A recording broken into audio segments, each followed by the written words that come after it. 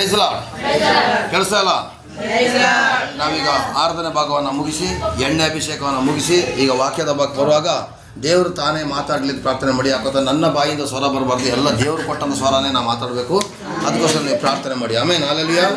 ಪರಲೋಕದ ತಂದೆಯೇ, ಪ್ರಭು ಯೇಸುವಿನ ಅಭಿಷೇಕಗಳ ನಾಮದಲ್ಲಿ ಪವಿತ್ರಾತ್ಮರ ಸಹಾಯದ ಸ್ವಾಮಿ, ಇವತ್ತು ಕೊಡುವಂಥ ವಚನದ ಭಾಗದ ಮೂಲಕ ನೀನು ಮಾತನಾಡಿಸಿ ನಿನ್ನ ನಾಮನ ಮಹಿಂಪಡಿಸಪ್ಪ. ನಿನ್ನ ಕೃಪೆ, ನಿನ್ನ ಬಲ, ನಿನ್ನ ಶಕ್ತಿ, ನಿನ್ನ ಸಾನ್ನಿಧ್ಯ, ನಿನ್ನ ಪ್ರೀತಿಯಿಂದ ತುಂಬಿಸಪ್ಪ. ಅದ್ಭುತಕ್ಕಾಗಿ ಸ್ತೋತ್ರ, ನಿಮ್ಮ ಸೂಚಕರ ಸ್ತೋತ್ರಪ್ಪ. ಯೇಸು ನಿನ್ನ ಅಗ್ನಿ ಅಭಿಷೇಕ ಈ ಜಾಗದ ಮೇಲೆ ಯೇಸುವಿನ ನಾಮದಲ್ಲಿ ತಂದೆ, ಆಮೆನ್ ಆಮೆನ್. ಇವತ್ತಿನ ಒಂದು ವಚನ ಭಾಗ, ದೇವರ ಕಾರ್ಯ ನಿಮ್ಮ ಮನೆಯಲ್ಲಿ ನಡಿಬೇಕಾದ್ರೆ ನೀವು ಯಾವ ಥರ ಇರಬೇಕು ಅಂತೇಳಿ. ಇವತ್ತು ಸುಮಾರು ಜನ ಪ್ರಾರ್ಥನೆ ಮಾಡ್ತಾರೆ, ಪ್ರಾರ್ಥನೆ ಮಾಡ್ತಾರೆ, ಆರಾಧನೆ ಮಾಡ್ತಾರೆ, ಬೆಟ್ಟಗಳಿಗೆ ಹೋಗ್ತಾರೆ, ಗುಡ್ಡಗಳಿಗೆ ಹೋಗ್ತಾರೆ, ದಾನ ಧರ್ಮ ಮಾಡ್ತಾರೆ. ನೀವು ಏನೇ ಮಾಡಿದ್ರು ನಿಮ್ಮ ಒಳಗಡೆ ಇರುವಂತಹ ಗುಣಗಳು ಕರೆಕ್ಟ್ ಆಗಲಿಲ್ಲ ಅಂದರೆ ದೇವ್ರು ಮೆಚ್ಕೊಳ್ಳೋದಿಲ್ಲ. ಈಗ ಕುಮಾರನ ಒಂದು 5 ಚೀಲ ಅಕ್ಕಿನ ತಂದು ನಮ್ಮ ಚರ್ಚಿಗೆ ಹಾಕ್ತಾ ಇಟ್ಕೊಳ್ಳಿ, ಆಶೀರ್ವಾದ ಇಲ್ಲ. ಅಕ್ಕಿ ಕೊಟ್ಟಿದ್ದಕ್ಕೆ ಆಶೀರ್ವಾದ ಇದೆ, ಆದರೆ ಅವ್ರ ಮನೇಲಿ ಅದ್ಭುತ ನಡೆಯೋಕ್ಕೆ ಕಷ್ಟ ಆಗ್ತದೆ. ಯಾಕೆ? ಆ ಗುಣಗಳು ಚೇಂಜ್ ಆಗಬೇಕು. ಇವತ್ತು ಸ್ವಾಮಿ ಹೇಳ್ತಾರೆ, ಗುಣಗಳನ್ನು ಬದಲಾಯಿಸಿ. ಏನ ದೇವರು ಕಾರ್ಯ ಮಾಡಬೇಕಾದ್ರೆ ನಮ್ಮಲ್ಲಿ ಗುಣಗಳು ಬದಲಾವಣೆ ಆಗಬೇಕು. ಹಾಗಾದರೆ ಮೊದಲನೇದಾಗಿ ಯೇಸು ಹತ್ರ ಬಂದರೆ ನೀವು ಕೊಡಬೇಕಾಗಿರ್ತಕ್ಕಂಥ ದೊಡ್ಡ ಕಾರ್ಯ ಯಾವುದಂದರೆ, ಒಂದನೇದಾಗಿ ನೀವು ನಂಬಬೇಕು. ಇವತ್ತು ಸುಮಾರು ಜನ ಇದ್ದಾರೆ, ಎಲ್ಲ ಜಾಗಕ್ಕೆ ಹೋಗಿ ಬಂದಾಯ್ತು ಅಂಕಲ್, ಇಲ್ಲಿಗೂ ಬಂದಿದ್ದೀನಿ, ವಾಸಿ ಆದರೆ ಆಗಲಿ ಅಂತ ಆಗೋದಿಲ್ಲ. ಮಾತಾಡಬೇಕು.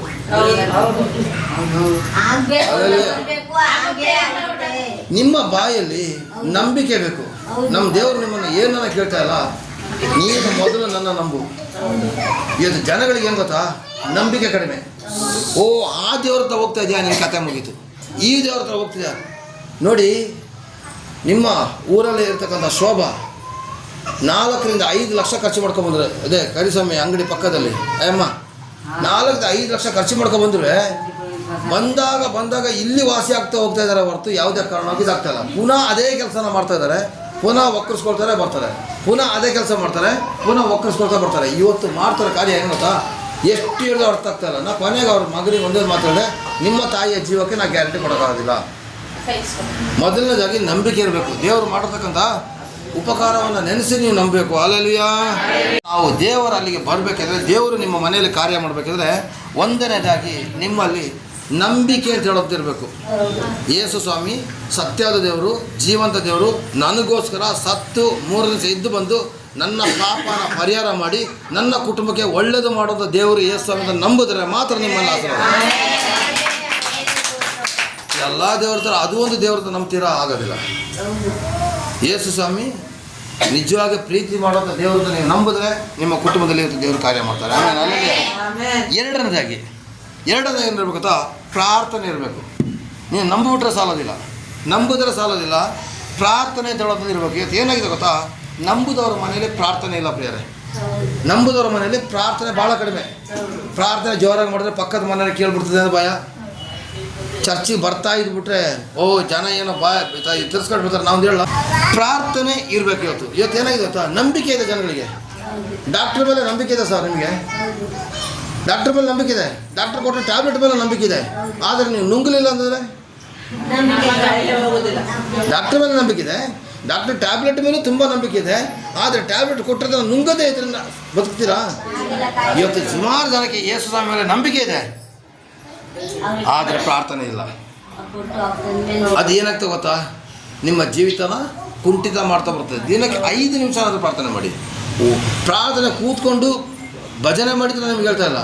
ಹೋಗುವಾಗ ಒಬ್ಬ ಭಿಕ್ಷೆಗಾರನ ಕಂಡ್ರೆ, ಅಪ್ಪ ಈ ಭಿಕ್ಷುಕ ಎಷ್ಟು ಕಷ್ಟಪಡ್ತದೆ ನಮ್ಮ ಸ್ವಾಮಿ, ನಿನಗೆ ಒಳ್ಳೆ ಊಟ 3 ಹೊತ್ತು ಊಟ ಸಿಗೋಂಗೆ ಮಾಡಪ್ಪ ಅಂತೇಳಿ ನಿಮ್ಮ ಜೋಬಲ್ಲಿ 10 ರೂಪಾಯಿ ಖರ್ಚು ಮಾಡಿ ಅವನಿಗೆ.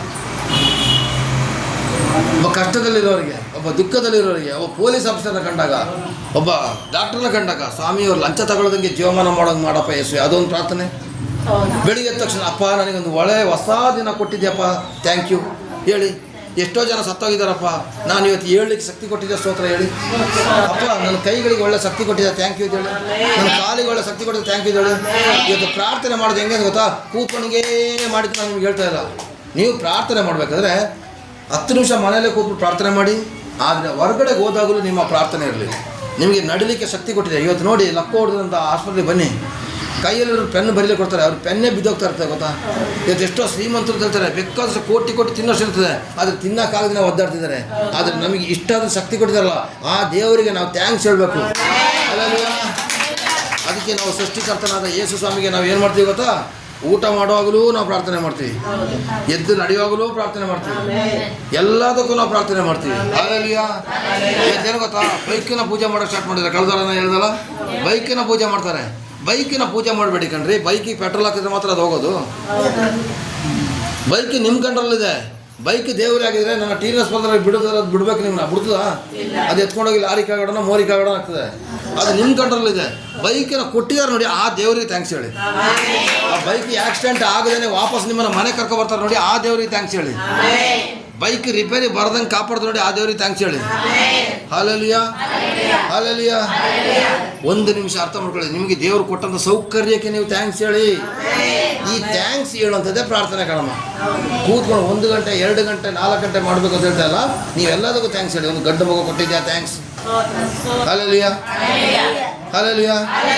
ಅದನ್ನೇ ನಾನು ಹೇಳ್ತಿರೋದು. 1ನೇದಾಗಿ ನಂಬಿಕೆ ಇರಬೇಕು, 2ನೇದಾಗಿ ಪ್ರಾರ್ಥನೆ ಇರಬೇಕು, 3ನೇದಾಗಿ ಏನು ಗೊತ್ತಾ, ಅದ್ರ ಪ್ರಕಾರ ನಡಿಬೇಕು. ಅಂದರೆ ದೇವರು ಮೆಚ್ಚುವಂಥ ರೀತಿಯಲ್ಲಿ ನಡಿಬೇಕು. ಏನು ಗೊತ್ತಾ, ದೇವರು ಮೆಚ್ಚದಿದ್ರೂ ಪರವಾಗಿಲ್ಲ, ಪಕ್ಕದ ಮನೆಯವರು ಮೆಚ್ಚಬೇಕು, ಊರವ್ರು ಹೊಗಳಬೇಕು. ಇವತ್ತು ನಾನು ಹೇಳ್ತಾ ಇರೋದು, ದೇವರ ಹೊಗಳಿಕೆ ಯಾರಿಗೆ ಸಿಗ್ತದೋ ಆಟೋಮೆಟಿಕ್ಕಾಗಿ ಜನಗಳು ಹೊಗಳಕ್ಕೆ ಸ್ಟಾರ್ಟ್ ಮಾಡ್ತಾರೆ. ಪರವಾಗಿಲ್ಲ. ಈಗ ಇವರ ತಂದೆ ತಾಯಿನೇ ಹೇಳ್ತಾರಂತೆ, ನನ್ನ ಮಗಳು ಅಲ್ಲಿಗೆ ಹೋಗಿದ್ದಕ್ಕೆ ಜೀವದಲ್ಲಿ ಸಿಕ್ಕಿದ್ದಾಳೆ ಅಂತೇಳಿ. ಫಸ್ಟ್ ಇವಳು ಹೊಗಳ್ತಿದ್ದಿಲ್ಲ, ನೀನು ಯಾವಾಗಲೂ ರಾಗ ಸತ್ತೋಗ್ಬಿಟ್ಟು ಸಾಕಿತ್ತು, ಹಂಗೆ ಹಿಂಗೆ ಅಂತೆಲ್ಲ ಗೊಣ್ತಾ ಇದ್ದಿರ್ಬೋದು. ಆದರೆ ಚೆನ್ನಾಗಾದ್ಮೇಲೆ ಆ ಮುಖನ ನೋಡ್ದಾಗ ಖುಷಿ ಪಡ್ತಾರೆ. ನಿಮ್ಮನ್ನು ಜನಗಳು ನೋಡಿ ಹೊಗಳ್ಬೇಕು. ಇವತ್ತು ಜನಗಳಿಗೇನೋ ತಾವು ಹೊಗಳಿಸ್ಕೊಳ್ಳೋಕೆ ಭಾಳ ಇಷ್ಟ ಇಲ್ಲ ಪ್ರಿಯರೇ. 1ನೇದಾಗಿ ನಂಬಿಕೆ ಇರಬೇಕು, 2ನೇದಾಗಿ ಪ್ರಾರ್ಥನೆ ಇರಬೇಕು, 3ನೇದಾಗಿ ಅದರ ಪ್ರಕಾರ ನಡಿಬೇಕು. ಹಾಗಾದರೆ ನಾವು ಯಾವುದ್ರ ಪ್ರಕಾರ ನಡಿಬೇಕು? ಪ್ರತಿ ವಾರ ನಾವು ವಾಕ್ಯ ಕೊಡ್ತೀವಿ ನೋಡಿ, ಅದ್ರ ಪ್ರಕಾರ ನಡಿಬೇಕು. ನಡಿಲಿಕ್ಕೆ ಯಾರಿಗೂ ಆಗೋದಿಲ್ಲ, ನನಗೆ ಗೊತ್ತಿದೆ. ಹೆಂಗಾದ್ರೂ ತಪ್ಪು ಬಂದೇ ಬರ್ತದೆ. ಕೋಪನೇ ಮಾಡ್ಕೊಳ್ಳೋದಿಲ್ಲ ಅಂದ್ಕೊಂಡು ಒಬ್ಬ ಮುದುಕ ಹೋದಂತೆ. ಒಬ್ಬ ಮುದುಕ ದೂರ ತೀರ್ಥಯಾತ್ರೆಗೆ ಹೋದಂತೆ ಸರ್. ಅವನು ಅಲ್ಲಿಗೆ ಹೋದಾಗ ಏನಾದರೂ ಒಂದು ಬಿಟ್ಬಿಟ್ಟು ಬರ್ಬೇಕಂತೆ. ಇವನು ಸ್ವಲ್ಪ ಜಿಪ್ಪಣ, ಏನೇನು ಮಾಡ್ದ, ಮಕ್ಕಳೆಲ್ಲ ಬಂದರು, ತಾತ ನೀನು ತೀರ್ಥಯಾತ್ರೆಗೆ ಹೋಗಿದ್ದಲ್ಲ, ಅಲ್ಲಿ ಏನಾದ್ರು ಬಿಟ್ಟು ಬರ್ಬೇಕಂದ್ರೆ ನೀನು ಏನು ಬಿಟ್ಟೆ ಅಂತ ಹೇಳಿದ್ರೆ, ನಾನು ಕೋಪನ ಬಿಟ್ಬಿಟ್ಟು ಬಂದಿದ್ದೀನಿ ಅಂತ ಹೇಳ್ದಂತೆ. ಕೋಪ ಬಿಟ್ಬಿಟ್ಟು ಬಂದಿದ್ದೆ ಅಂತ ಮಕ್ಕಳ ಮುಂದೆ ಬಂದರು, ಕಿಂಡಿದ್ರಂತೆ, ತುಳಿದ್ರಂತೆ, ಬಾಲ್ ತೆಗೆದು ಎಸ್ತರಂತೆ. ನೀನು ಕೋಪ ಬಿಟ್ಟಿದ್ದಾನಲ್ಲ, ಸಹಿಸ್ತಾ ಕೊನೆಗೆ ನಿನ್ನ ಬಾಯಿ ಮಣ್ಣಾಕ ಅಂತ ಹೇಳ್ದಂತೆ. ಏನಾಯ್ತು, ಮನುಷ್ಯನಿಗೆ ಆಟೋಮೆಟಿಕ್ಕಾಗಿ ತಪ್ಪುಗಳು ಪುನಃ ಬರ್ತದೆ. ಆದರೆ ಗೊತ್ತಿದ್ದು ಮಾಡೋ ತಪ್ಪಿಗೆ ದೇವರು ಕ್ಷಮೆ ಪಡೆ ಕೊಡೋದಿಲ್ಲ. ಗೊತ್ತಿದ್ದು ಮಾಡೋ ತಪ್ಪಿಗೆ ಕ್ಷಮಾಪಣೆ ಕೊಡೋದಿಲ್ಲ. ನೀವು ಬಿಡ್ಲಿಕ್ಕೆ ಪ್ರಯತ್ನ ಪಡಬೇಕು. ಯಾವ ಥರ ಅಂತ ಹೇಳ್ತೀನಿ ಕೇಳಿ, ದೇವರ ಆಶೀರ್ವಾದ ನಿಮ್ಗೆ ಆಗಬೇಕಾದ್ರೆ, ಉದಾಹರಣೆಗೆ ಡ್ರಿಂಕ್ಸ್ ಮಾಡೋನೊಬ್ಬ ಬರ್ತಾನೆ. ಸಡನ್ನಾಗಿ ಡ್ರಿಂಕ್ಸ್ ಬಿಡು ಅಂತ ಹೇಳ್ಬಾರ್ದು. ಕಳೆದವ್ರನ್ನ ನಾನು ಇದೇ ವಾಕ್ಯ ಕೊಟ್ಟೆ. ಡ್ರಿಂಕ್ಸ್ ಬಿಡು ಸಡನ್ನಾಗಿ ಹೇಳಿದ್ರೆ ಸತ್ತೋಗ್ಬಿಡ್ತಾನೆ. ತಂಬಾಕು ಚಟ ಇರ್ತದೆ, ಸಡನ್ನಾಗಿ ಬಿಡು ಅಂತ ಹೇಳೋಕ್ಕಾಗೋದಿಲ್ಲ. 10 ಸಲ ಹಾಕೋದನ್ನ 5 ಸಲ ಹಾಕೋದು, 3 ಸಲ ಹಾಕೋದನ್ನ 1 ಸಲ ಮಾಡಿ ಬಿಟ್ಬಿಡ್ಬೇಕು. ಯಾರು ಬಿಡಲಿಕ್ಕೆ ಪ್ರಯತ್ನ ಪಡ್ತಿರೋ ನಿಮ್ಮ ಪಾಪನ ಮೇಲೆ, ಯಾರು ನಿಮ್ಮ ಪಾಪನ ಬಿಡ್ಲಿಕ್ಕೆ ಪ್ರಯತ್ನ ಪಡ್ತಿರೋ ನಿಮಗೆ ಆಶೀರ್ವಾದ. ಬಿಡೋದಿಲ್ವಾ, ನಿಮ್ಮ ಮನೆಗೆ ಒಕ್ಕರ್ಸ್ಕೊಂಡೇ ಬರ್ತದೆ. ಬೇರೆಯವರು ಮಾಟ್ಲ ಮಾಡಬೇಕಾಗಿಲ್ಲ, ನಿಮ್ಮ ಪಾಪನೇ ನಿಮ್ಮ ಮನೆಗೆ ಮಾಟ್ಲಾಗಿರ್ತದೆ. ಅಲ್ಲೇ ಫೋನ್ ಕಟ್ ಮಾಡಿ,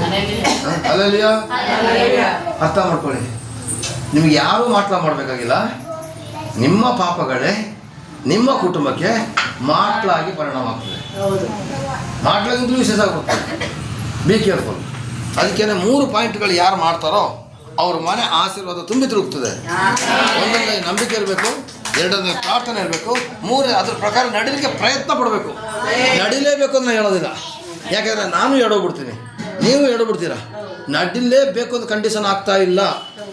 ಕಂಡೀಷನ್ ಹಾಕಿದ್ರೆ ನಾನು ಫುಲ್ ಶುದ್ಧಾಗಿರ್ಬೇಕು ಅಲ್ವಾ? ನಡೀಲಿಕ್ಕೆ ಪ್ರಯತ್ನ ಪಡಬೇಕು. ಪ್ರಯತ್ನನೇ ಪಡೆದು ಇನ್ನು ಪಾಪದ ಮೇಲೆ ಪಾಪ ಇರ್ತದೆ, ದೇವರ ಆಶೀರ್ವಾದ ನಿಮಗೆ ಆಗೋದಿಲ್ಲ 100% ಆಗೋದಿಲ್ಲ.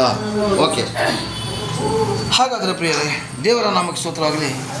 ನೀನು ಪ್ರಾರ್ಥನೆ ಮಾಡಲಿಕ್ಕೆ ಅಂತ ನಿಂತ್ಕೋಬೇಕಿದ್ರೆ ಮೊದಲನೇದಾಗಿ ನೀನು ನಂಬಿಕೆಯಿಂದ ನೀನು ಪ್ರಾರ್ಥನೆ ಮಾಡಬೇಕು. ಅಲ್ಲಲ್ವೋ? ಅದಕ್ಕೆ ನೋಡಿ ವಾಕ್ಯ ಕೊಡ್ತೀನಿ. ಮಾರ್ಕ 11:24 ಓದಪ್ಪ. ಮಾರ್ಕ 11:24 ಈ ಪುಸ್ತಕದಲ್ಲಿ ಇರೋದೇ ಈ ಟಿ ವಿಲಿ ಇರೋದು, ಗೊತ್ತಾಯ್ತಾ? ಇದೊಂದು ಆ್ಯಪ್ ಇದೆ, ಬೈಬಲ್ ಪುಸ್ತಕದ ಆ್ಯಪು. ತಗೋಪ್ಪ, ಓದಿ. ಮಾರ್ಕ 11:24 ಓದಪ್ಪ, ಜೋರಾಗಿ ಓದು. ಆದ ಕಾರಣ ನೀವು ಪ್ರಾರ್ಥನೆ ಮಾಡಿ ಏನೇನು ಬೇಡಿಕೊಳ್ಳುತ್ತೀರೋ ಅದನ್ನೆಲ್ಲ ಹೊಂದಿದ್ದೇವೆಂದು ನಂಬಿರಿ, ಅದು ನಿಮಗೆ ಸಿಕ್ಕುವುದೆಂದು ನಿಮಗೆ ಹೇಳುತ್ತೇನೆ. ನೋಡಿ, ಇಲ್ಲಿ 2 ಪಾಯಿಂಟ್ ಬಂದ್ಬಿಡ್ತು. ನೀವು ಇಲ್ಲಿ ಟೋಟಲ್ 24-25 ನಾನೀಗ 3 ಪಾಯಿಂಟ್ ಹೇಳಿದ್ರಲ್ಲ, 3 ಪಾಯಿಂಟ್ ಬರ್ತದೆ. ಒಂದು ನಂಬಿಕೆ, ಇನ್ನೊಂದು ಪ್ರಾರ್ಥನೆ, ಇನ್ನೊಂದು ನಡತೆ ಹೇಳಿದಲ್ವಾ? ಈ 3 ಪಾಯಿಂಟ್ 24-25 ಇದೆ. ಈಗ 24 ಓದಿ. ಆದ ಕಾರಣ ನೀವು ಪ್ರಾರ್ಥನೆ ಮಾಡಿ, ಆದ ಕಾರಣ ನೀವು ಪ್ರಾರ್ಥನೆ ಮಾಡಿ ಏನೇನು ಬೇಡಿಕೊಳ್ಳುತ್ತೀರೋ ಅದನ್ನೆಲ್ಲ ಹೊಂದಿದ್ದೇನೆ ಎಂದು ನಂಬಿರಿ. ನೀವು ನಂಬಿ ನೀವು ಹೊಂದುತ್ತೀರಾ. ನೀವು ನಂಬಲೇ ಇಲ್ಲ ಅಂದರೆ ಗ್ಯಾರಂಟಿ ಹೊಂದೋದಿಲ್ಲ. ಒಂದನೇದಾಗಿ ನಂಬಬೇಕು, ಎರಡನೇ ಪ್ರಾರ್ಥನೆ ಮಾಡಬೇಕು, ಮೂರನೇದಾಗಿ ಏನು ಮಾಡಬೇಕು ಅಂತ ಕೆಳಗಡೆ ವಾಕ್ಯ ಓದಿ. ಇದಲ್ಲದೆ ನೀವು ನಿಂತುಕೊಂಡು ಪ್ರಾರ್ಥನೆ ಮಾಡುವಾಗಲೆಲ್ಲ ಯಾರ ಮೇಲೆ ಏನಾದರೂ ವಿರೋಧವಿದ್ದರೆ ಅದನ್ನು ಅವನಿಗೆ ಕ್ಷಮಿಸಿರಿ. ಕ್ಷಮಿಸೋದಿಲ್ಲ ಅವನು ಹಂಗೆಲ್ಲ ಮಾಡ್ಬಿಟ್ಟ, ನಾನೇ ಕ್ಷಮಿಸ್ಬೇಕು. ಇಲ್ಲಿ ಸ್ವಾಮಿ ಹೇಳ್ತಾರೆ ನೋಡಿ, ನೀವು ನಿಂತುಕೊಂಡು ಪ್ರಾರ್ಥನೆ ಮಾಡುವಾಗೆಲ್ಲ ಯಾರ ಮೇಲೆ ಜೋರಾಗಿ ಓದವ ಅದನ್ನು ಅವನಿಗೆ ಕ್ಷಮಿಸಿರಿ. ಕ್ಷಮಿಸಿದರೆ ಪರಲೋಕದಲ್ಲಿರೋ ನಿಮ್ಮ ತಂದೆಯು ಸಹ ನಿಮ್ಮ ತಪ್ಪುಗಳನ್ನು ನಿಮಗೆ ಕ್ಷಮಿಸಿಬಿಡುವನು. ಹಲೋ, ನೀವೆಲ್ಲ ತಪ್ಪು ಮಾಡಿಲ್ಲ ಅಂತ ಯಾರು ಹೇಳ್ತೀರಾ? ಕೈ ಎತ್ತಿ ನೋಡೋಣ ಜೋರಾಗಿ. ಎಲ್ಲ ತಪ್ಪು ಮಾಡೇ ಇಲ್ಲ. ಮಾಡಿದ್ದೀರಾ? ನಾನು ಮಾಡಿದ್ದೀನಿ, ನೀವು ಮಾಡಿದ್ದೀರಾ? ನಮ್ಮ ತಪ್ಪುಗಳನ್ನ ಕ್ಷಮಿಸ್ಬೇಕಾದ್ರೆ ನಾವು ಈ ಥರ ಜನಗಳ ತಪ್ಪನ್ನ ಕ್ಷಮಿಸ್ಬೇಕು. ಯೇಸು ಸ್ವಾಮಿನೂ ಕೂಡ ಶಿಲುಬೆ ಮೇಲೆ ಅವ್ರು ಮೊಳೆ ಹೊಡೆದವ್ರನ್ನ ಶಿಕ್ಷೆ ಕೊಡಲಿಲ್ಲ, ಚಾಟಿ ಏಟು ಹೊಡೆದವ್ರಿಗೆ ಶಿಕ್ಷೆ ಕೊಡಲಿಲ್ಲ, ಮುಳ್ಳಿನ ಕಿರೀಟ ಹಾಕಿದವ್ರಿಗೆ ಶಿಕ್ಷೆ ಕೊಡಲಿಲ್ಲ. ಅವರು ಶಿಲುಬೆ ಮೇಲೆ ಹೇಳಿದ್ರು, ತಂದೆಯೇ ಇವರನ್ನ ಕ್ಷಮಿಸು. ಆಗ ನಾಯಿ ಹೊಟ್ಟೆಲಿ ನಾಯಿ ಮರಿ ನೆಟ್ಟೋದು, ಹುಲಿ ಹೊಟ್ಟೆಲಿ ಹುಲಿ ಮರಿ ನೆಡೋದು. ಯೇಸು ಸ್ವಾಮಿ ಮಕ್ಕಳು ಹೇಳ್ಬೇಕು, ನಾವು ಯೇಸು ಸ್ವಾಮಿ ಮಕ್ಕಳ ಥರ ಇರಬೇಕು. ನಾವು ನಾಯಿ ಮಕ್ಕಳ ಥರ ಇರ್ಬೋದು, ನಾಯಿಗಳ ಥರ ಬೆಕ್ಕಳ ಥರ ಕಚ್ಚಾಡ್ತಾ ಇರಬಾರ್ದು ನಾವು. ಇಲ್ಲಿ ಸ್ವಾಮಿ ಹೇಳ್ತಾರೆ, ನಿಮಗೆ ಯಾರ ಮೇಲೆ ವಿರೋಧವಿದ್ದರೆ ಅವನ್ನ ಕ್ಷಮಿಸಿರಿ. ಕ್ಷಮಿಸಿದರೆ ನಿಮ್ಮ ತಂದೆ ನಿಮ್ಮನ್ನ ಕ್ಷಮಿಸುವನು. ಇದೇ ಕಾರಣಕ್ಕೋಸ್ಕರ ಯೇಸು ಸ್ವಾಮಿ ಮಕ್ಕಳು ಚರ್ಚಿನ ಹೊಡೆದಾಕಿದ್ರು ತಿರುಗಿ ನಿಲ್ಲೋದಿಲ್ಲ. ಹಿಡ್ಕೊಂಡು ಹೊಡಿತಾರೆ, ಮತಾಂತರ ಮಾಡ್ತೀಯ ಮಗನೇ ಹಂಗೆ ಹೊಡಿತಾರೆ. ಹೊಡ್ಕೊಳ್ಳಿ ಬಿಡಿ, ಅವನು ಹೊಡೆದಿರ್ತಾನೆ, ನಾವು ಅವನ ಕ್ಷಮಿಸ್ತೀನಿ, ನಾನು ಅವ್ರನ್ನ ಕ್ಷಮಿಸ್ತೀವಿ. ಯಾಕೆ ಕ್ಷಮಿಸ್ತೀವಿ ಗೊತ್ತಾ? ಅವನಿಗೆ ಸತ್ಯ ಗೊತ್ತಿಲ್ಲದೇನೆ ಹೊಡಿತಾ ಇದ್ದಾನೆ. ಸತ್ಯ ಗೊತ್ತಿಲ್ಲ ಅವ್ನು ಹೊಡಿತಾ ಇರಲಿಲ್ಲ. ನಾವು ಸತ್ಯ ಅಂತ ತೋರಿಸ್ಕೊಡ್ತೀವಿ. ನಿಮ್ಮ ವಿರುದ್ಧವಾಗಿ ಯಾರಾದರೂ ಬಂದಿದ್ರು ಕೂಡ ದಯವಿಟ್ಟು ಇವತ್ತು ಲೀಸ್ಟ್ ಮಾಡಿ ಅವ್ರನ್ನ ಕ್ಷಮಿಸ್ಬಿಡಿ. ಕುಮಾರಣ್ಣ, ನಿಮ್ಗೊಂದು ಮಾತು ಹೇಳ್ತೀನಿ, ನಿಮ್ಗೆ ಎಷ್ಟೋ ಬರಲಿಕ್ಕಿದೆ ದುಡ್ಡು, ನೀವು ಅವ್ರನ್ನೆಲ್ಲ ಕ್ಷಮಿಸ್ಬಿಟ್ಟು ಪ್ರಾರ್ಥನೆ ಮಾಡಿ. ಒಂದೋದಾಗಿ ಬರಲಿಲ್ಲ ಅಂದರೆ ಕೇಳಿ. ಈ ಮಾತು ನಾನು ಹೇಳ್ತೀನಿ. ಲಾಸ್ 100 ರೂಪಾಯಿ ಲಾಭಕ್ಕೆ ಹೋದರೆ 75% ಲಾಸ್ ಆಗ್ಬಿಟ್ಟು ಬರ್ತಾರೆ. ದೇವ್ರು ನಡೆಸ್ತಾ ಇದ್ದಾರೆ, ಮಾತಾಡ್ರಮ್ಮ, ದೇವ್ರು ನಡೆಸ್ತಾ ಇದ್ದಾರೆ. ನಿಜನ ಸುಳ್ಳ? 75% ಲಾಸು, 75% ಬೈಗಳ, 75% ಕಿರಿಕಿರಿ, ಟೆನ್ಷನ್ನು. ದೇವ್ರು ಕೊಟ್ಟಿದ್ದಾರೆ. ಹಾಲೆಲೂಯಾ. ಇವತ್ತು ನೀವು ಯಾರೆಲ್ಲ ನಿಮಗೆ ಬಾಂಬ್ ಬಿಟ್ಟಿದ್ದಾರೋ ಅವ್ರನ್ನೆಲ್ಲ ಕ್ಷಮಿಸಿ. ಯಾರೆಲ್ಲ ಕೊಡ್ಲಿಕ್ಕಿದ್ರು ಕ್ಷಮಿಸಿ. ಪ್ರಾರ್ಥನೆ ಮಾಡಿ, ಸಮಾಧಾನದಲ್ಲಿ ಹೋಗಿ ಕೇಳಿ. ದೇವರು ಅವ್ರನ್ನ ಕೊಡುವಂಗೆ ಮಾಡಲಿಲ್ಲ ಅಂದರೆ ಅವಾಗ ಕೇಳಿ. ಇವತ್ತು ಯಾರಾದರೂ ರೋಗ ಬಂಧನದಲ್ಲಿ ಬಂದಿದ್ರೆ ದಯವಿಟ್ಟು ಕ್ಷಮಿಸಿ. ದೇವರು ನಿಮ್ಗೆ ಆರೋಗ್ಯ ಕೊಡ್ತಾರೆ. ದೇವರು ಶಿಕ್ಷೆ ಕೊಡಬೇಕಾದ್ರೆ ದೇವರೇ ಕೊಟ್ಕೊಳ್ತಾರೆ.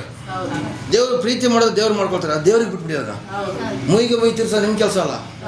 ನಿಮ್ಮನ್ನು ದಾರಿಗೆ ತರಕ್ಕೆ ಟ್ರೈ ಮಾಡ್ತಾ ಇರ್ತಾರೆ ಸರ್, ದಾರಿ ತರ ಟ್ರೈ ಮಾಡ್ತಾ ಇದ್ದು ನೀವು ಬದಲಾಗಲಿಲ್ಲ, ದೇವ್ರು ಇಟ್ಬಿಡ್ತಾರೆ. ಆದರೆ ಬದಲಾವಣೆ ಮಾಡಲಿಕ್ಕೆ ದೇವರ ಪ್ರಯತ್ನ ಪಡ್ತಾನೆ ಇರ್ತಾರೆ. ಆದರೆ ಬದಲಾವಣೆ ಆಗಲಿಲ್ಲ, ದೇವ್ರು ಪೆಟ್ಟು ಬೀಳ್ತಾ ಇರ್ತದೆ. ಅಲ್ಲಲ್ಲಿಯ ನಾವು ದೇವ್ರು ಪೆಟ್ಟು ತಿನ್ನೋದು ಬೇಡ, ನಾವು ಇವತ್ತಿಂದ ಬದಲಾಗೋಣ. ಇವತ್ತು ಸ್ವಾಮಿ ಹೇಳ್ತಾರೆ, ಒಂದನೇದಾಗಿ ಪ್ರಾರ್ಥನೆ ಮಾಡಬೇಕು, ಎರಡನೇದಾಗಿ ನಂಬಬೇಕು, ಮೂರನೇದಾಗಿ ನಡಿಬೇಕು. 3 ಬಂತಲ್ಲ ಈ ವಾಕ್ಯದಲ್ಲಿ. ನೀವೇನಿಲ್ಲ, ಸಿಂಪಲಾಗಿ ಕ್ಷಮಿಸ್ತಾ ಬಂದ್ಬಿಡಿ. ಕ್ಷಮಿಸ್ತಾ ಬಂದಿದ್ದಾಳೆ ಅವನ ಜೊತೆ ಹೋಗಿ ಸಾಮೀಲಾಗಿ ಅವನ ಜೊತೆ ಹೋಗಿ ಎಣ್ಣೆ ಹಾಕಿದ್ದಲ್ಲ ನಾನು ಹೃದಯದಲ್ಲಿ ಕ್ಷಮಿಸ್ಬಿಡಿ ಅಷ್ಟೇ. ಅವರು ಮಾಡತಕ್ಕಂಥ ಕರ್ಮಫಲ ಅವ್ರು ಒಳ್ಳೇದು ಮಾಡೋದಕ್ಕೆ ದೇವರು ಅವಕಾಶ ಕೊಡ್ತಾರೆ, ಬದಲಾಗಲಿ ಅಂತ ದೇವ್ರ ಶಿಕ್ಷೆನ ಅನುಭವಿಸ್ತಾರೆ. ನೀವು ಯಾಕೆ ತಲೆ ಕೆಡಿಸ್ಕೊತೀರಾ? ನಿಮ್ಮ ಕೈಯಿಂದ ಹೋರಾಟ ಮಾಡಿದ್ರೆ ನೀವು ಜೈಲಿಗೆ ಹೋಗ್ತೀರಾ, ನಿಮ್ಮ ಕೈಯಿಂದ ಹೋರಾಟ ಮಾಡಿದ್ರೆ ಕೆಟ್ಟ ಹೆಸರು ತಗೊಳ್ತೀರಾ, ನಿಮ್ಮ ಬಾಯಿಂದ ಹೋರಾಟ ಮಾಡಿದ್ರೆ ಹೊಲಸು ಮಾತಾಡ್ತಾನಪ್ಪ ಅವನು ಅಂತ ಹೇಳ್ತಾರೆ. ನಿಜ ಅಲ್ವಾ? ಸಾಧ್ಯವಾದಷ್ಟು ನಾವು ಬದಲಾಗೋಣ. ಆಮೇನ್. ಆದರೆ ನಾನು ನಿಮ್ಗೊಂದು ಮಾತು ಹೇಳ್ತೀನಿ, ನೀವು ಪ್ರಾರ್ಥನೆ ಮಾಡಬೇಕಿದ್ರೆ ಇದೊಂದು ವಿಷಯನ ಗಮನಿಸಿ. 1ನೇ ಯೋಹಾನ 3ನೇ ಅಧ್ಯಾಯ 21ನೇ ವಾಕ್ಯ ಓದಿ. 21ನೇ ವಾಕ್ಯ ಓದಿ. ನೀವು ಪ್ರಾರ್ಥನೆ ಮಾಡುವಾಗ ಪ್ರಿಯರೇ, ನಮ್ಮ ಹೃದಯವು ನಮ್ಮನ್ನು ದೋಷಿಗಳೆಂದು ನಿರ್ಣಯಿಸಿದ್ದರೆ ನಮಗೆ ದೇವರ ವಿಷಯದಲ್ಲಿ ಧೈರ್ಯ ಉಂಟು ಮತ್ತು ನಾವು ಆತನ ಆಜ್ಞೆಗಳನ್ನು ಕೈಕೊಂಡು ಆತನ ಎಣಿಕೆಯಲ್ಲಿ ಮೆಚ್ಚುಗೆಯಾದ ಕಾರ್ಯಗಳನ್ನು ಮಾಡುವವರಾಗಿರುವುದರಿಂದ ಏನು ಬೇಡಿಕೊಂಡರೂ ಆತನಿಂದ ಹೊಂದುವೆವು. ಏನು ಬೇಕಾದರೂ ಸರಿ. ಪ್ರಿಯರೇ, ನಮ್ಮ ಹೃದಯವು ನಮ್ಮನ್ನು ದೋಷಿ ಎಂದು ನಿರ್ಣಯಿಸದಿದ್ದರೆ ಅಲ್ಲ ಕಣಮ್ಮ. ಇವತ್ತು ನೀನು ಹೇಳ್ಬೋದು ನಾನು ಮಾಡಿದ್ದೆ ಸರಿ, ನಾನು ನಡೆದಿದ್ದೆ ಸರಿ, ನನಗೆ ನೀವೇನು ಬುದ್ಧಿವಾದ ಹೇಳ್ಬೇಡಿ ನೀವು ಹೇಳ್ಬೋದು. ನಿಮ್ಮ ಮನಸ್ಸಾಕ್ಷಿ ಚುಚ್ಚಿತಾ ಇರ್ತದೆ ತಾನೆ ನೀವು ಮಾಡೋ ತಪ್ಪು? ಚುಚ್ಚಿತಾ ಇರ್ತದ ಇಲ್ಲ? ಮೂಗರಾಮ್ ಹೇಳೋದು, ಅಂಕಲ್ ನೀವೇ ನನಗೆ ಬೈತೀರಾ, ನಾನು ಮಾಡಿರೋದು ಸರಿ ಅಂತ ಹೇಳ್ಬೋದು. ಮನಸ್ಸಾಕ್ಷಿ ಸ್ವಾಮಿ ಹೇಳ್ತಾರೆ, ನೀವು ಪ್ರಾರ್ಥನೆ ನಿಲ್ಬೇಕಾದ್ರೆ ನಿನ್ನ ಹೃದಯ ನಿನಗೆ ಚುಚ್ಚಬಾರ್ದು. ಈಗ ನಿಮಗೇನೆ ಪ್ರಶ್ನೆ ಆಗ್ತಿದ್ದೇನೆ, ನಿಮ್ಮ ಹೃದಯ ನಿಮಗೆ ಚುಚ್ಚಬಾರ್ದು. ದೋಷ ನಿರ್ಣಯಿಸಿದರೆ ನಮಗೆ ದೇವರ ವಿಷಯದಲ್ಲಿ ಧೈರ್ಯ ಉಂಟು. ಇವತ್ತು ಏನು ತಪ್ಪು ಮಾಡಿದ್ರು ದೇವ್ರ ಆಣೆಗೆ ಅಂತ ಆಣೆ ಹಾಕ್ತೀರಾ, ನಿಮ್ಮ ಕುಟುಂಬ ಸರ್ವನಾಶ ಆಗ್ಬಿಡುತ್ತೆ, ನಿಮ್ಮ ಮಕ್ಕಳಿಗೆ ಬಾಧಿಸ್ತದೆ, ನಿಮ್ಮ ಕುಟುಂಬಕ್ಕೆ ನೀವೇ ಮಾಡ್ಕೊಂಡಂಗೆ. ನೀವು ಆಣೆ ಪ್ರಮಾಣ ಮಾಡಕ್ಕೆ ಹೋಗ್ಬೇಡಿ. ಸುಳ್ಳು ಹೇಳೋದು ದೇವ್ರ ಆಣೆ ಹೇಳ್ತೀರಾ, ಏನು ದೇವ್ರು ಬಿದ್ದಿಲ್ಲ ಕಣ್ರಿ. ಆಣೆ ಪ್ರಮಾಣ ಮಾಡಕ್ಕೆ ಹೋಗ್ಬೇಡ್ರಿ. ಮಕ್ಕಳ ಆಣೆ ಮಾಡೋದು, ನನ್ನ ಮಕ್ಕಳ ಆಣೆ, ನನ್ನ ಆಣೆ, ನನ್ನ ಹೆಂಡತಿ ಆಣೆ, ಏನು ಪ್ರಯೋಜನ ಇದೆ? ನಿಮ್ಮ ಕುಟುಂಬಕ್ಕೆ ನೀವು ಶಾಪ ತಂದುಕೊಳ್ತೀರಾ ಕಣ್ರಿ. ನಿಜನಾ?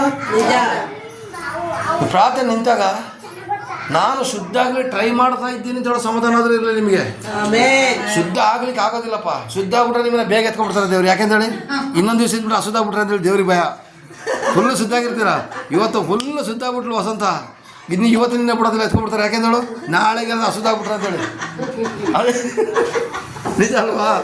ಅದಕ್ಕೆ ನಾನು ನಿಮಗೆ ಹೇಳ್ತಾ ಇರೋದು ಗೊತ್ತಾ, ನಿಮ್ಮ ಹೃದಯದಲ್ಲಿ ನೀವು ದೋಷದಿಂದ ನಿಮಗೆ ನಿರ್ಣಯಿಸಬಾರ್ದು. ನಮಗೆ ದೇವರ ವಿಷಯದ ಧೈರ್ಯ ಉಂಟು ಮತ್ತು ನಾವು ಆತನ ಆಜ್ಞೆಗಳನ್ನು ಕೈಗೊಂಡು ಆತನ ಎಣಿಕೆಯಲ್ಲಿ ಮೆಚ್ಚುವ ಕಾರ್ಯಗಳನ್ನು ಮಾಡುವವರಾಗಿದ್ದರಿಂದ ನಾವು ಏನು ಬೇಡಿಕೊಂಡ್ರು ಆತನಿಂದ ಹೋಗ್ತೇವೆ. ನಿಮಗೇನು ಬೇಕಪ್ಪ ಕೇಳಿ, ದೇವರು ಕೊಡ್ತಾರೆ. ಆದರೆ ಆತನ ಆಜ್ಞೆ ಪ್ರಕಾರ ನಡೆಯಬೇಕು. ಆದ್ರೆ ಆಜ್ಞೆ ಏನು? ಪ್ರೀತಿಸು, ಕ್ಷಮಿಸು, ಪರಿಶುದ್ಧನಾಗಿದೆ. 3 ಆಜ್ಞೆ. ಪ್ರೀತಿಸು, ಕ್ಷಮಿಸು. ಅಂಗಡಿ ಕೊಡುವಾಗ ಹೆಂಗಸರು ಹೋಗಿ ಗಂಡಸರನ್ನೆಲ್ಲ ಪ್ರೀತಿ ಮಾಡಕ್ಕೆ ಹೋಗಬೇಡಿ. ಅದಕ್ಕೆ ಕಾಮ ಪ್ರೀತಿ. ಅಣ್ಣ ತಮ್ಮಂದಿರ ಪ್ರೀತಿ ಇರಲಿ, ಅಕ್ಕ ತಂಗಿರ ಪ್ರೀತಿ ಇರಲಿ. ಹಾಲೆಲೂಯಾ. ಪ್ರೀತಿಯಲ್ಲಿ ಸುಮಾರು ಥರ ಪ್ರೀತಿ ಇದೆ. ಬೆಳ್ಳಿಗಿರೋರನ್ನ ಕಂಡ್ರೆ ಒಂಥರ ಪ್ರೀತಿ, ಕರ್ರಿಗಿರೋರನ್ನ ಕಂಡ್ರೆ ಒಂಥರ ಪ್ರೀತಿ, ಮೂತಿ ಹಿಂಗಿದ್ರೆ ಒಂಥರ ಪ್ರೀತಿ, ಕಣ್ಣು ಹಿಂಗಿದ್ರೆ ಒಂಥರ ಪ್ರೀತಿ, ಒಳ್ಳೆ ಬಟ್ಟೆ ಹಾಕಿದವ್ರ ಮೇಲೆ ಒಂಥರ ಪ್ರೀತಿ, ಹಾಕದಿರೋರ ಮೇಲೆ ಪ್ರೀತಿ. ಇದು ತಾರತಮ್ಯದ ಪ್ರೀತಿ. ಪ್ರತಿಯೊಬ್ಬರನ್ನ ನೀವು ಪ್ರೀತಿ ಮಾಡಿ. ಹಾಲೆಲೂಯಾ. ನಮ್ಮ ದೇವರು ಕೇಳಿದೆ ಗೊತ್ತಾ, ಆತನ ಆಜ್ಞೆ ಪ್ರಕಾರ ನೀವು ನಡೀಲಿಕ್ಕೆ ಪ್ರಯತ್ನ ಮಾಡಿ. ಸ್ವಾಮಿ ಹೇಳ್ತಾರೆ ಏನು ಗೊತ್ತಾ, ನಾವು ಆತನ ಆಜ್ಞೆಗಳನ್ನು ಕೈಗೊಂಡು ಆತನ ಎಣಿಕೆಯಲ್ಲಿ ಮೆಚ್ಚುಗೆಯಾದ ಕಾರ್ಯಗಳು ನಿಮ್ಮ ಮನಸ್ಸಿಗೆ ಬರಬೇಕು. ನಾನು ಮಾಡ್ತಾ ಇರೋದು ಕರೆಕ್ಟಾ, ನಾನು ಮಾಡ್ತಾ ಇರೋದು ಕರೆಕ್ಟಾ ಅಂತ ನಿಮ್ಮ ಮನಸ್ಸಿಗೆ ಬರಬೇಕು. ಇದು ದೇವರಿಗೆ ಮೆಚ್ಚಿಸ್ತಾ ಇದೆಯಾ, ಇದು ದೇವರಿಗೆ ಮೆಚ್ಚಿಸ್ತಾ ಇದೆಯಾ? ಏನು ಮಾಡೋದಿಲ್ಲ, ಬಂದ್ಬಿಟ್ಟು ಅದ್ಭುತ ಆಗಿಲ್ಲಪ್ಪ ಅಷ್ಟೇ ಅಂದರೆ ನಾನು ದೇವ್ರಾ? ನೀನು ಮನೆ ಒಳಗಡೆ ಹೆಂಗಿದ್ಯಾ, ನೀವು ಊರಲ್ಲಿ ಹೆಂಗಿದ್ಯಾ, ನೀ ಬೀದಿಲಿ ಹೆಂಗಿದ್ಯಾ ನನಗೆ ಗೊತ್ತಾಯ್ತದ? ಸಭೆನೇ ಸೈಲೆಂಟ್ ಆಗೋಯ್ತು.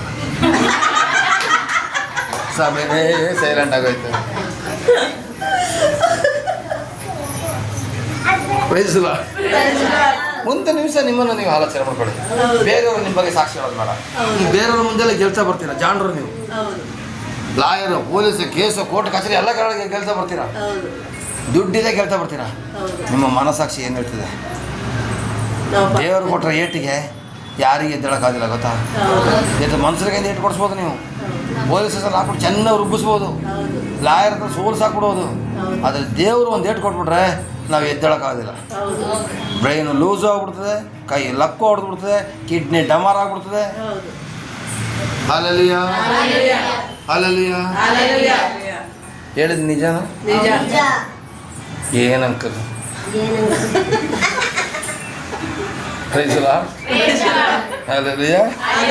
ನೀವು ದೇವರ ಮುಂದೆ ನಿಲ್ಲುವಾಗ ಸ್ವಾಮಿ ಹೇಳ್ತಾರೆ, ಬೇರೆಯವ್ರಿಗೆ ಹೇಳಿಲ್ಲ, ನಿಮಗೇನು ಹೇಳ್ತಿದ್ದಾರೆ? ನಮ್ಮ ಹೃದಯವು ನಮ್ಮನ್ನು ದೋಷಿ ಅಂಗಿ. ನಾನು ನಿಮ್ಮನ್ನು ನೋಡ್ಬಿಟ್ಟು ವಸಂತ ದೋಷಿ, ಮಾದೇವ ದೋಷಿ, ಕುಮಾರ ನೀನು ದೋಷಿಯಾಗಿದ್ಯಾ, ಅಭಿ ನೀನು ದೋಷಿಯಾಗಿದ್ಯಾ, ಏನು ಸರ್ ಸುಮಿತ್ರಾ ನೀನು ದೋಷಿಯಾಗಿದ್ಯಾ, ರೇಖಾ ನೀನು ದೋಷಿಯಾಗಿದ್ಯಾ ಅಂತ ನಾನು ಹೇಳ್ಬಾರ್ದು. ನಿಮಗೆ ನೀವೇ ಅಂದ್ಕೋಬೇಕು. ಇವತ್ತಿಂದ ಒಂದು ಕೆಲಸ ಮಾಡಿ, ಅವನು ಸೇರಿಲ್ಲ ಇವನು ಸೇರಿಲ್ಲ ಅಂತ ಹೇಳಿದ್ರ ಬದಲು ನೀವೇನು ಹೇಳಬೇಕು? ನಾನು ಸೇರಿಲ್ಲ, ನಾನು ಸೇರಿಲ್ಲ, ನಾನು ಸೇರಿಲ್ಲ ಅಂತ ಪ್ರಾರ್ಥನೆ ಮಾಡಿ ನಿಮ್ಮ ಬಂಡವಾಳಗಳೆಲ್ಲ ಹೊರಗಡೆ ಹೋಗ್ತೀವಿ. ಅದರಲ್ಲಿ ಕೇಳಿದ ತಕ್ಷಣ ಸಿಕ್ಬಿಡ್ಬೇಕಾದ್ರೆ ಭಾಳ ಕಷ್ಟ ಇದೆ. ಅಲ್ಲಲ್ಲಿ ಅಲ್ಲಲ್ಲಿಯ ಹಾಗಾದರೆ ನಾವು ಈ 3 ಕಾರ್ಯಗಳನ್ನು ಮಾಡಿದಾಗ ದೇವ್ರ ಕಾರ್ಯ ಮಾಡ್ತಾರೆ. ಎರಡರಲ್ಲಿ ಇನ್ನೊಂದು ವಾಕ್ಯ ಕೊಡ್ತೀನಿ, ದಯವಿಟ್ಟು ಇದು ಯಾರಿಗೂ ಕೊಡ್ತಾ ಇಲ್ಲ, ಸ್ವಲ್ಪ ಚುಚ್ಚಿದಂಗೆ ಆಗ್ಬೋದು, ಆದರೂ ಕೂಡ ಬದಲಾಯಿಸ್ಕೊಳ್ಳಿ. ಅಲ್ಲಲ್ಲಿಯ ನಿಮ್ಮನ್ನು ನೀವು ಬದಲಾಯಿಸ್ಕೊಳ್ಳಿಲ್ಲ ಅಂದರೆ ನಾವು ಏನು ಮಾಡ್ಕೊಳಕ್ಕಾಗಲ್ಲ. ನಮ್ಮ ಚರ್ಚಲ್ಲಿ ಜನಗಳ ಸಂಖ್ಯೆ ಬಂದಿರೋ ಜನಗಳ ಲೆಕ್ಕಾಚಾರ ಹಾಕಿದ್ರೆ ಇವತ್ತು ನನಗೆ ಈ ಚರ್ಚೆ ಸಾಲೋದಿಲ್ಲ. ಭೈರಪುರ ಚರ್ಚೆ ಹೆಂಗೆ ತುಂಬಿತ್ತು ಗೊತ್ತಲ್ಲ, ಹೆಂಗೆ ತುಂಬಿ ತುಳುಕ್ತಾ ಇತ್ತಾ? ಆತನ ಎಣಿಕೆಯಲ್ಲಿ ಹೌದಪ್ಪ, ಆತನ ಎಣಿಕೆಯಲ್ಲಿ ಮೆಚ್ಚುಗೆಯಾದ ಕಾರ್ಯಗಳನ್ನು ಮಾಡುವುದರಿಂದ ಏನು ಬೇಡಿಕೊಂಡರು ಆತನಿಂದ ಹೊಂದುವೆವು. ಏನು ಬೇಡ್ಕೊಂಡ್ರು? ಏನು ಬೇಡ್ಕೊಂಡ್ರು? ಕೇಳಿಸ್ತಾ ಇಲ್ಲ ಯಾಕೆ? ಡೌಟು. ಇನ್ನು ಬಿಡೋಕ್ಕಾಗೋದಿಲ್ಲ, ಬದಲಾಗೋಕ್ಕಾಗೋದಿಲ್ಲ, ಅದಕ್ಕೆ ಡೌಟು. ಆತನ ಮೆಚ್ಚಿಗೆ ಕಾರ್ಯ ಮಾಡಿದ್ರೆ ಏನು ಬೇಡ್ಕೊಂಡ್ರು ಸಿಗ್ತದೆ. Hallelujah, hallelujah, praise the Lord. ನಿಮ್ಮನ್ನು ಇವತ್ತಿಂದ ನಾನು ಹೇಳ್ತೀನಿ, ನಾವು ನಮ್ಮ ನಡತೆಗಳನ್ನ ಬದಲಾವಣೆ ಮಾಡಿದ್ರೆ ದೇವರು ನಮ್ಮ ಕುಟುಂಬನ ಕೊರತೆ ಇಲ್ಲದಂಗೆ ನಡೆಸ್ತಾರೆ. ಇವಳಿಗೆ ಮಗುವಿನ ಕೊರತೆ ಇದೆ, ದೇವರ ಮಗುನ ಒದಗಿಸ್ಕೊಡ್ತಾರೆ. ಇವಳಿಗೆ ವಿದ್ಯೆ ಕೊರತೆ ಇರುತ್ತೆ, ವಿದ್ಯೆನ ಒದಗಿಸ್ಕೊಡ್ತಾರೆ. ಇವಳಿಗೆ ಮಕ್ಕಳ ಫಲ ಇಲ್ಲ, ಮಕ್ಕಳ ದೇವರು ಒದಗಿಸ್ಕೊಡ್ತಾರೆ. ಯಾಕೆಂದರೆ 18 ವರ್ಷ ಮದುವೆ ಆಗಿ 18 ವರ್ಷ ಆದಮೇಲೆ ವಾಟಾಳ್ ಶಕುಂತಲೆಗೆ ಮಗುವಾಗಿದೆ. ನಮ್ಮ ರೇಖನ ಕೇಳಿ ನೋಡಿ, ಅವಳೇ ಸಾಕ್ಷಿ ಹೇಳ್ತಾಳೆ. 4 ಸಲ 3 ಸಲ ನಾನು ಅಬರ್ಸನ್ ಆಗಿದೆ. ಕೊನೆಗೆ ದೇವರು ಅವರಿಗೆ ಮಗುನ ಚೆನ್ನಾಗಿ ದಯಪಾಲಿಸಿದ್ರು. ಈ ಮಗಳಿಗೆ ಮಗುನೇ ಆಗೋದಿಲ್ಲ, ಪಂಚಾಯತ್ ಅವರಿಗೆ ದೇವರು ಮಗುನ ದಯಪಾಲಿಸಿದ್ದಾರೆ, ಆರೋಗ್ಯದಲ್ಲಿ ಬಂದಿದ್ದಾರೆ. ಇವರಿಗೆ ಪೂರ್ವ ಪಶ್ಚಿಮ ಉತ್ತರ ದಕ್ಷಿಣ 4 ದಿಕ್ಕಿನಿಂದ ಇವರು ಮನೆಯೊಳಗೆ ಸೇರ್ತಾ ಇದ್ದಿದ್ದು. ಕೊನೆಗೆ ಒಂದೇ ಸಲ ಪ್ರಾರ್ಥನೆ ಮಾಡಿದ್ಮೇಲೆ ಇದಾಯಿತು. ಕೊನೆಗೆ ಏನಾಗುತ್ತೆ, ಇವರು ಮಗಳದ್ದು ಚೂಡಿದ ಒಳಗಡೆ ನಾವು ಬಂದು ಹೊಟ್ಟೆಲಿ ಹಿಂಗೆ ಅಲ್ಲಾಡಿದೆ, ಅದನ್ನು ತೆಗೆದು ಬಿಸಾಕಿದ್ದಾಳೆ. ಎಲ್ಲ ಹೇಳೋಕೆ ಹೋದರೆ ಟೈಮ್ ಇಲ್ಲ ಈಗ ಗೊತ್ತಾ. ಆವನ್ನು ತೆಗೆದು ಬಿಸಾಕಿದ್ದಾರೆ, ಏನು ಮಾಡಲಿಕ್ಕಾಗಲಿಲ್ಲ. ಯಾಕೆಂದರೆ ದೇವರ ಶಕ್ತಿ ಅಲ್ಲಿತ್ತು. Hallelujah, hallelujah, hallelujah. ಅರ್ಥ ಮಾಡ್ಕೊಳ್ಳಿ. ಈ ಮಕ್ಕಳು ಬಂದಾಗ ಹೆಂಗಿದ್ರು ಯೋಚನೆ ಮಾಡಿ. Price the lord. ನಂಬಿದ್ರೆ ಮಾತ್ರ ದೇವ್ರ ಮಹಿಮೆ ಕಾಣ್ತೀರ. ಪ್ರಾರ್ಥನೆ ಮಾಡಿದ್ರೆ ದೇವ್ರ ಮಹಿಮೆ ಕಾಣ್ತೀರ. ಇನ್ನೊಬ್ಬರನ್ನ ಪ್ರೀತಿ ಮಾಡಿದ್ರೆ ದೇವ್ರ ಮಹಿಮೆ ಕಾಣ್ತೀರ. ಇನ್ನೊಬ್ಬರನ್ನ ಕ್ಷಮಿಸಿದ್ರೆ ದೇವ್ರ ಮಹಿಮೆ ಕಾಣ್ತೀರ. ಕ್ಷಮಿಸೋದು ಮಾತ್ರ ಭಾಳ ಕಷ್ಟ ಅಂಕಲ್. ಅವಳಂಗೆ ಮಾಡಿದವಳು ಅಂಕಲ್ ಮಾಡ್ಜಿ ಆಗೋದಿಲ್ಲ, ಸತ್ತೋಗು ನನಗೇನಂತೆ. ಅಲ್ಲಲ್ಲಿಯ ನೀನೇ ಸತ್ತೋಗೋದನ್ನ ಅವಳಲ್ಲ. ಅವಳು ನೀವು ಕ್ಷಮಿಸೋದು ಇರುವಷ್ಟು ಅವಳು ಚೆನ್ನಾಗಿ ಆಗ್ತಾ ಇರ್ತಾಳೆ. ನೀವು ಕ್ಷಮಿಸ್ಬೇಡಿ, ಅವಳು ಚೆನ್ನಾಗಿ ಆಗ್ತಾನೇ ಬರ್ತಿರ್ತಾಳೆ. ನೀನೇ ಕೊರಗಿ ಕೊರಗಿ ಕೊರಗಿ ನೋಡಿದ್ರೆ BP ಶುಗರು. ಯಾಕೆ? ಅವಳ ಕಂಟ್ರೆ ಉರಿತಾ ಇರ್ತದೆ, ಅದರಿಂದಾಗಿ ನೀನು ಏನು ಮಾಡ್ತಾ ಇರ್ತೀಯ? BP ಬರ್ತಾ ಇರ್ತದೆ, ಶುಗರ್ ಬರ್ತಾ ಇರ್ತದೆ. ಬೇಡ ಪ್ರಿಯರೇ, ಬೇಡ ಪ್ರಿಯರೇ, ಇವತ್ತೇ ಸ್ಟಾಪ್ ಮಾಡಿ. ಇನ್ನೊಬ್ಬರ ಕಂಡಾಗ ನಾವು ಎಷ್ಟು ಕೋಪ ಮಾಡ್ಕೊಳ್ತೀವೋ ಅಷ್ಟೇ ಆರೋಗ್ಯ ಹಾನಿ ಗೊತ್ತಾ ನಿಮಗೆ? ಕೋಪ ಮಾಡಿದಾಗ ರಕ್ತ ಬಿಸಿ ಆಗ್ತದೆ, ಅಲ್ಲಿಂದ ತಣ್ಣಗಾಗ್ತದೆ, ಅಲ್ಲಿಂದ ಬಿಸಿ ಆಗ್ತದೆ, ಅಲ್ಲಿಂದ ತಣ್ಣಗಾಗ್ತದೆ. ಕುಕ್ಕರ್ಲಿ ಹಾಲು ಇಟ್ಬಿಟ್ಟು ಒಂದ್ಸಲ ಉಕ್ಕು ಬರೋಂಗೆ ಮಾಡಿ, ಒಂದ್ಸಲ ಕಡಿಮೆ ಮಾಡಿ, ಒಂದ್ಸಲ ಉಕ್ಕು ಬರೋಂಗೆ ಮಾಡಿ, ಕೊನೆಗೆ ಹಾಲು ಇಷ್ಟೇ ಇರೋದು. ನೋಡಿದಾಗ ಹಾಲು ತುಂಬ ಕಾಣ್ತದೆ ಉಕ್ಕು ಬಂದಾಗ, ಒಳಗಡೆ ನೋಡಿದ್ರೆ ಹಾಲು ಇಷ್ಟೇ ಇರೋದು. ಹಂಗೆ ನಮ್ಮ ರಕ್ತ ಹಿಂಗೆ ಹಿಂಗೆ ಹಿಂಗೆ ಹಿಂಗೆ ಕೊನೆ ನಮ್ಮ ರಕ್ತ ಎಲ್ಲ ಕಡಿಮೆ ಆಗ್ಬಿಟ್ಟು ಬೇಡ, ದಯವಿಟ್ಟು ಬೇಡ. ಕ್ಷಮಾಪಣೆ ಕೊಡಿ, ಕೋಪನ ಬಿಟ್ಬಿಡಿ. Praise Lord, praise Lord. ಯಾರಿಗಾದ್ರೂ ಬೇಜಾರಾಗೋದಿದ್ರೆ ಮಾತ್ರ ಆಮೇಲೆ ಹೇಳಿ. Praise Lord. ಮೂರನೇದಾಗಿ ಆಯ್ತಾ, ಕೀರ್ತನೆ 66:8 ತಗೊಳ್ಳಿ. ಸ್ವಲ್ಪ ಫಾಸ್ಟಾಗಿ ಹೋಗೋಣ. ಕೀರ್ತನೆ 66:8 ಓದಿ. 18 ಕೀರ್ತನೆ 66:18. ಹಾಂ ಹಾಂ. ನಾನು ಕೆಟ್ಟತನದ ಮೇಲೆ ಮನಸ್ಸಿಟ್ಟಿದ್ದರೆ ಸ್ವಾಮಿಯು ನನ್ನ ವಿಜ್ಞಾಪನೆಯನ್ನು ಕೇಳುತ್ತಿದ್ದಿಲ್ಲ. ನಾನು ಕೆಟ್ಟತನದ ಮನಸ್ಸಿಟ್ಟಿದ್ರೆ ಸ್ವಾಮಿ ನನ್ನ ವಿಜ್ಞಾಪನೆಯನ್ನು ಕೇಳೋದಿಲ್ಲ. ಸ್ವಾಮಿ ನಿನ್ನ ವಿಜ್ಞಾಪನೆ ಕೇಳಬೇಕಾ? ಸ್ವಾಮಿ ನಿನ್ನ ಪ್ರಾರ್ಥನೆ ಕೇಳಬೇಕಾ? ಕೆಟ್ಟತನದ ಮೇಲೆ ಇರುವಂಥ ಮನಸ್ಸನ್ನು ತೆಗೆದುಹಾಕು. ಹಾಗಾದ್ರೆ ಕೆಟ್ಟತನ ಯಾವುದು ಅಂತ ಹೇಳಲ್ಲ. ಈಗ ಹೇಳ. ಸುಮಾರು ಜನ ಏನು ಗೊತ್ತಾ, ನನಗೆ ಒಳ್ಳೇದಾಗಲಿ, ನನ್ನ ಹೆಂಡತಿಗೆ ಒಳ್ಳೇದಾಗಲಿ, ನನ್ನ ಮಕ್ಕಳಿಗೆ ಒಳ್ಳೇದಾಗಿ ಬರ್ತೀರಲ್ಲ, ಅದೇ ಕೆಟ್ಟತನ. ನನಗೆ ದೇವರೇ, ನನಗೆ ನೀನೇ ಬೇಕು ಅಂತ ಬನ್ನಿ. ನೀವು ಚಿನ್ನ ಅಂತ ಬೇಕು ಅಂತ ಕೇಳಬೇಡಿ, ಚಿನ್ನದ ಗಣಿನೇ ಬೇಕು ಅಂತ ಕೇಳಿ. ನೀವು ಚಿನ್ನ ಕೇಳ್ತಾ ಇದ್ದೀರಾ, ಚಿನ್ನದ ಗಣಿನೇ ಇಲ್ಲಿದ್ದಾರಪ್ಪ. ಹಾಗೆ ದೇವ್ರನ್ನ ಕೇಳ್ಕೊಳ್ರಿ. ದೇವ್ರನ್ನ ಕೇಳ್ಕೊಂಡ್ರೆ ದೇವ್ರೆಲ್ಲ ನಿಮ್ಗೆ ಒದಗಿಸ್ತಾರೆ. ಏನು ಗೊತ್ತಾ, ನನಗೆ ಅಷ್ಟು ಲಕ್ಷ ಸಾಲ ಇದೆ, ನನ್ನ ಮನೆ ಆಗ್ಬಿಡ್ಬೇಕು, ನನ್ನ ಆಸ್ತಿ ಆಗ್ಬಿಡ್ಬೇಕು, ನನ್ನ ಮಗನಿಗೆ ಒಳ್ಳೆ ಸಂಬಂಧ ಬರಬೇಕು, ಒಳ್ಳೆ ಸಂಬಂಧಕ್ಕೋಸ್ಕರ ಕೇಳಿ ಬೇಡ ಅಂತ ಹೇಳೋದಿಲ್ಲ. ಉದಾಹರಣೆಗೆ ಹೇಳೋದು, ನನಗೆ ದುಡ್ಡು ಆಗಬೇಕು, ನಾ ಸೈಟ್ ತೆಗ್ತಿದ್ದೀನಿ, ಅದೆಲ್ಲ ಈ ಲೋಕದಲ್ಲಿ ಇರುವಲ್ಲೇ ಮಾತ್ರ ಕಣ್ರಿ. ನಾವು ಸತ್ತಾಗ ನಾವು ಹೋಗಿ ಏನು ತಗೊಂಡೋಗೋದಿಲ್ಲ. ನೀವು ಜಾಗ ಮಾಡಬೇಡಿ ಅಂತ ಹೇಳ್ತಾ ಇಲ್ಲ, ಬ್ಯಾಂಕ್ ಬ್ಯಾಲೆನ್ಸ್ ಇಡಬೇಡಿ ಅಂತ ಹೇಳ್ತಾ ಇಲ್ಲ, ಕೋಟಿ ದುಡ್ಡು ಮಾಡಬೇಡಿ ಅಂತ ಹೇಳ್ತಾ ಇಲ್ಲ. ಪ್ರಾರ್ಥನೆಯಿಂದ ಮಾಡಿ, ದೇವ್ರ ಮೆಚ್ಚಂಗೆ ದುಡ್ಡು ಮಾಡಿ, ದೇವ್ರ ಮೆಚ್ಚಂಗೆ ನಡೀರಿ, ದೇವ್ರ ಮೆಚ್ಚಂಗೆ ನಡೀರಿ. ಅಲ್ಲಲ್ಲಿಯೋ ಮೋಸ ಮಾಡಿ, ಅನ್ಯಾಯ ಮಾಡಿ, ಹೆಂಗೆಲ್ಲ ಸಂಪಾದನೆ ಮಾಡ್ಕೊಂಡು ಕೋಟಿ ದುಡ್ಡು ಮಾಡ್ತಾರೆ. ಏನು ಪ್ರಯೋಜನ ಇದಮ್ಮ? ಇವತ್ತು ನಾವು ಆರಾಮಾಗಿ ಸ್ವೀಟು ತಿಂತೀವಿ, ಖಾರನೂ ತಿಂತೀವಿ, ಎಲ್ಲ ಅವ್ರಿಗೆ ಹಂಗಲ್ಲ. ಸ್ವೀಟ್ ಕಂಡಾಗ ಜೊಲ್ಲು ಸುರಿಸ್ತಾ ಇರ್ತಾರೆ, ತಿನ್ನೋಕ್ಕಾಗೋದಿಲ್ಲ. ಕೋಟಿ ಇರ್ತದೆ, ಏನು ಪ್ರಯೋಜನ? ಒಣಗಿರೋ ಚಪಾತಿನೇ ತಿನ್ನಬೇಕು. ನಮಗೆ 3 ಹೊತ್ತು ಸಮೃದ್ಧಿ ತಿನ್ನೋಕ್ಕೆ ಶಕ್ತಿ ಕೊಡ್ತಾರೆ. ಯಾಕಂತ ಯೇಸುವಿನ ಮಕ್ಕಳು ನಾವು. ಹಾಲೆಲೂಯಾ. ನಾವು ಯಾರ ಮಕ್ಕಳು? Hallelujah. Praise the Lord, praise the Lord. ನೀವು ಕೆಟ್ಟತನದ ಮೇಲೆ ಮನಸ್ಸು ಇಟ್ಕೊಂಡು ಬರಬೇಡಿ. ನಿಮಗೆ ಬೇಕು ಹೇಳ್ಕೊಂಡು ಬರಬೇಡಿ. ನಿಮಗೆ ಏನು ಬೇಕು ಅಂತ ಬರಬೇಕು ಗೊತ್ತಾ? ಸ್ವಾಮಿ ನನಗೆ ನೀನೇ ಬೇಕು ಅಂತ ಬನ್ನಿ. ಒಂದು ಮಾತು ಹೇಳಲ್ಲ, ಕಳೆದ ವಾರ 7 ಮಾತನ್ನು ಈ ವಾರ ಹೇಳ್ತೀನಿ. ಕುಮಾರಣ್ಣನಿಗೆ ಎಷ್ಟು ಜನ ಮಕ್ಕಳು? ಯಾರು ಹೇಳಬೇಕು? ಬೀದಿ ಬಿಟ್ಬಿಟ್ಟಿದ್ದೀರಾ? ಅಲ್ಲ, ಬೀದಿ ಬಿಟ್ಬಿಟ್ಟಿದ್ದೀರಾ? ಮಕ್ಕಳಿಗೆ ಏನೆಲ್ಲ ಎಜುಕೇಷನ್ ಕೊಡ್ತಾ ಇದ್ದೀರ ತಾನೆ, ಒಳ್ಳೆ ಬಟ್ಟೆ ಹಾಕ್ಸ್ತಿದ್ರೆ ತಾನೆ. ಒಳ್ಳೆ ಬಟ್ಟೆ ಹಾಕಿದ ಮೇಲೆ ನಿಮ್ಮ ಮಗುನ ನಿಮಗೆ ನೋಡಿದ್ರೆ ಖುಷಿ ಆಗುತ್ತಿಲ್ಲ? ಚೆನ್ನಾಗಿದೆ ಕಣ್ರಿ, ಸ್ವಲ್ಪ ತೆಗಿತೀರಲ್ಲ. ಯಾಕೆ? ನಿಮ್ಮ ಮಕ್ಕಳ ಕಂಡ್ರೆ ನಿಮ್ಗೆ ಒಂಥರ ಖುಷಿ. ಒಳ್ಳೆ ಶೂ ಹಾಕೋಬಿಟ್ರೆ, ಅಯ್ಯೋ ನನ್ನ ಮಗ ಎಷ್ಟು ಖುಷಿಯಾಗಿ ಶೂ ಹಾಕೊಂಡಿದ್ದಾನೆ. ನಿಜನಾ? ಸೈಕಲ್ ತೆಗೆದುಕೊಡ್ತೀರಾ, ಸೈಕಲ್ ತುಳ್ಕೊಬರ್ತೇವೆ, ಒಂಥರ ಖುಷಿ. ನನ್ನ ಮಗ ಬಿದ್ದುಬಿಡೋಣ ಬಿಟ್ಟ ಅಂತ ಹೇಳ್ತೀರಾ. ಯಾಕೆ? ನಿಮ್ಮ ಮಗು ಅಂತ ಹೇಳಿ ಅಲ್ಲ. ಹುಟ್ಟಿಸಿರೋಂಥ ತಂದೆ ತಾಯಿಗಳು ಪರ್ಮನೆಂಟಾಗಿ ಆ ಮಗು ಜೊತೆ ಇರ್ತೀರ ನೀವು? ವಯಸ್ಸಾದ ಮೇಲೆ ಅದು ಸಾಯಲೇಬೇಕು ತಾನೆ, ಆ ಮಗುನ ಬಿಟ್ಟು ಹೋಗ್ಬೇಕು ತಾನೆ. ಮಗುನ ಬಿಟ್ಟು ಹೋಗುವಂಥ ನಿಮಗೇನೆ ಅಷ್ಟು ಆಸೆ ಇರ್ಬೇಕಿದ್ರೆ ಆ ಮಗುನ ಸೃಷ್ಟಿ ಮಾಡೋದವ್ರಿಗೆ ಎಷ್ಟು ಆಸೆ ಇರ್ತದೆ. ಅರ್ಥ ಆಯ್ತಾ? ನಿಮ್ಮ ಮಗು ಒಳ್ಳೆ ಬಟ್ಟೆ ಹಾಕೋಬಿಟ್ರೆ ಖುಷಿ, ಒಳ್ಳೆ ಮಾರ್ಕ್ ತೆಗೆದುಬಿಟ್ರೆ ತಬ್ಬಿ ಕಿಸ್ಕೊಟ್ಬಿಡ್ತೀರಾ. ನಿಜ ಅಲ್ವಾ? ಯಾಕೆ? ನನ್ನ ಮಗ ಹುಟ್ಟಿಸಿರುವಂಥ ನಮಗೆ ನಮ್ಮ ಮಕ್ಕಳ ಮೇಲೆ ಅಷ್ಟು ಆಸೆ ಇರಬೇಕಾದ್ರೆ ಸೃಷ್ಟಿ ಮಾಡೋ ದೇವರಿಗೆ ಆಸೆ ಇರೋದಿಲ್ಲನ್ರಿ. ಹಾಗೆ ನೀವೆಲ್ಲರೂ ಕೂಡ ದೇವ್ರ ಮಕ್ಕಳು ಕಣ್ರಿ. ಏನೆಲ್ಲ ಬೇಕು ಅಂತ ದೇವ್ರಿಗೆ ಗೊತ್ತಿಲ್ಲ ಕಣ್ರಿ.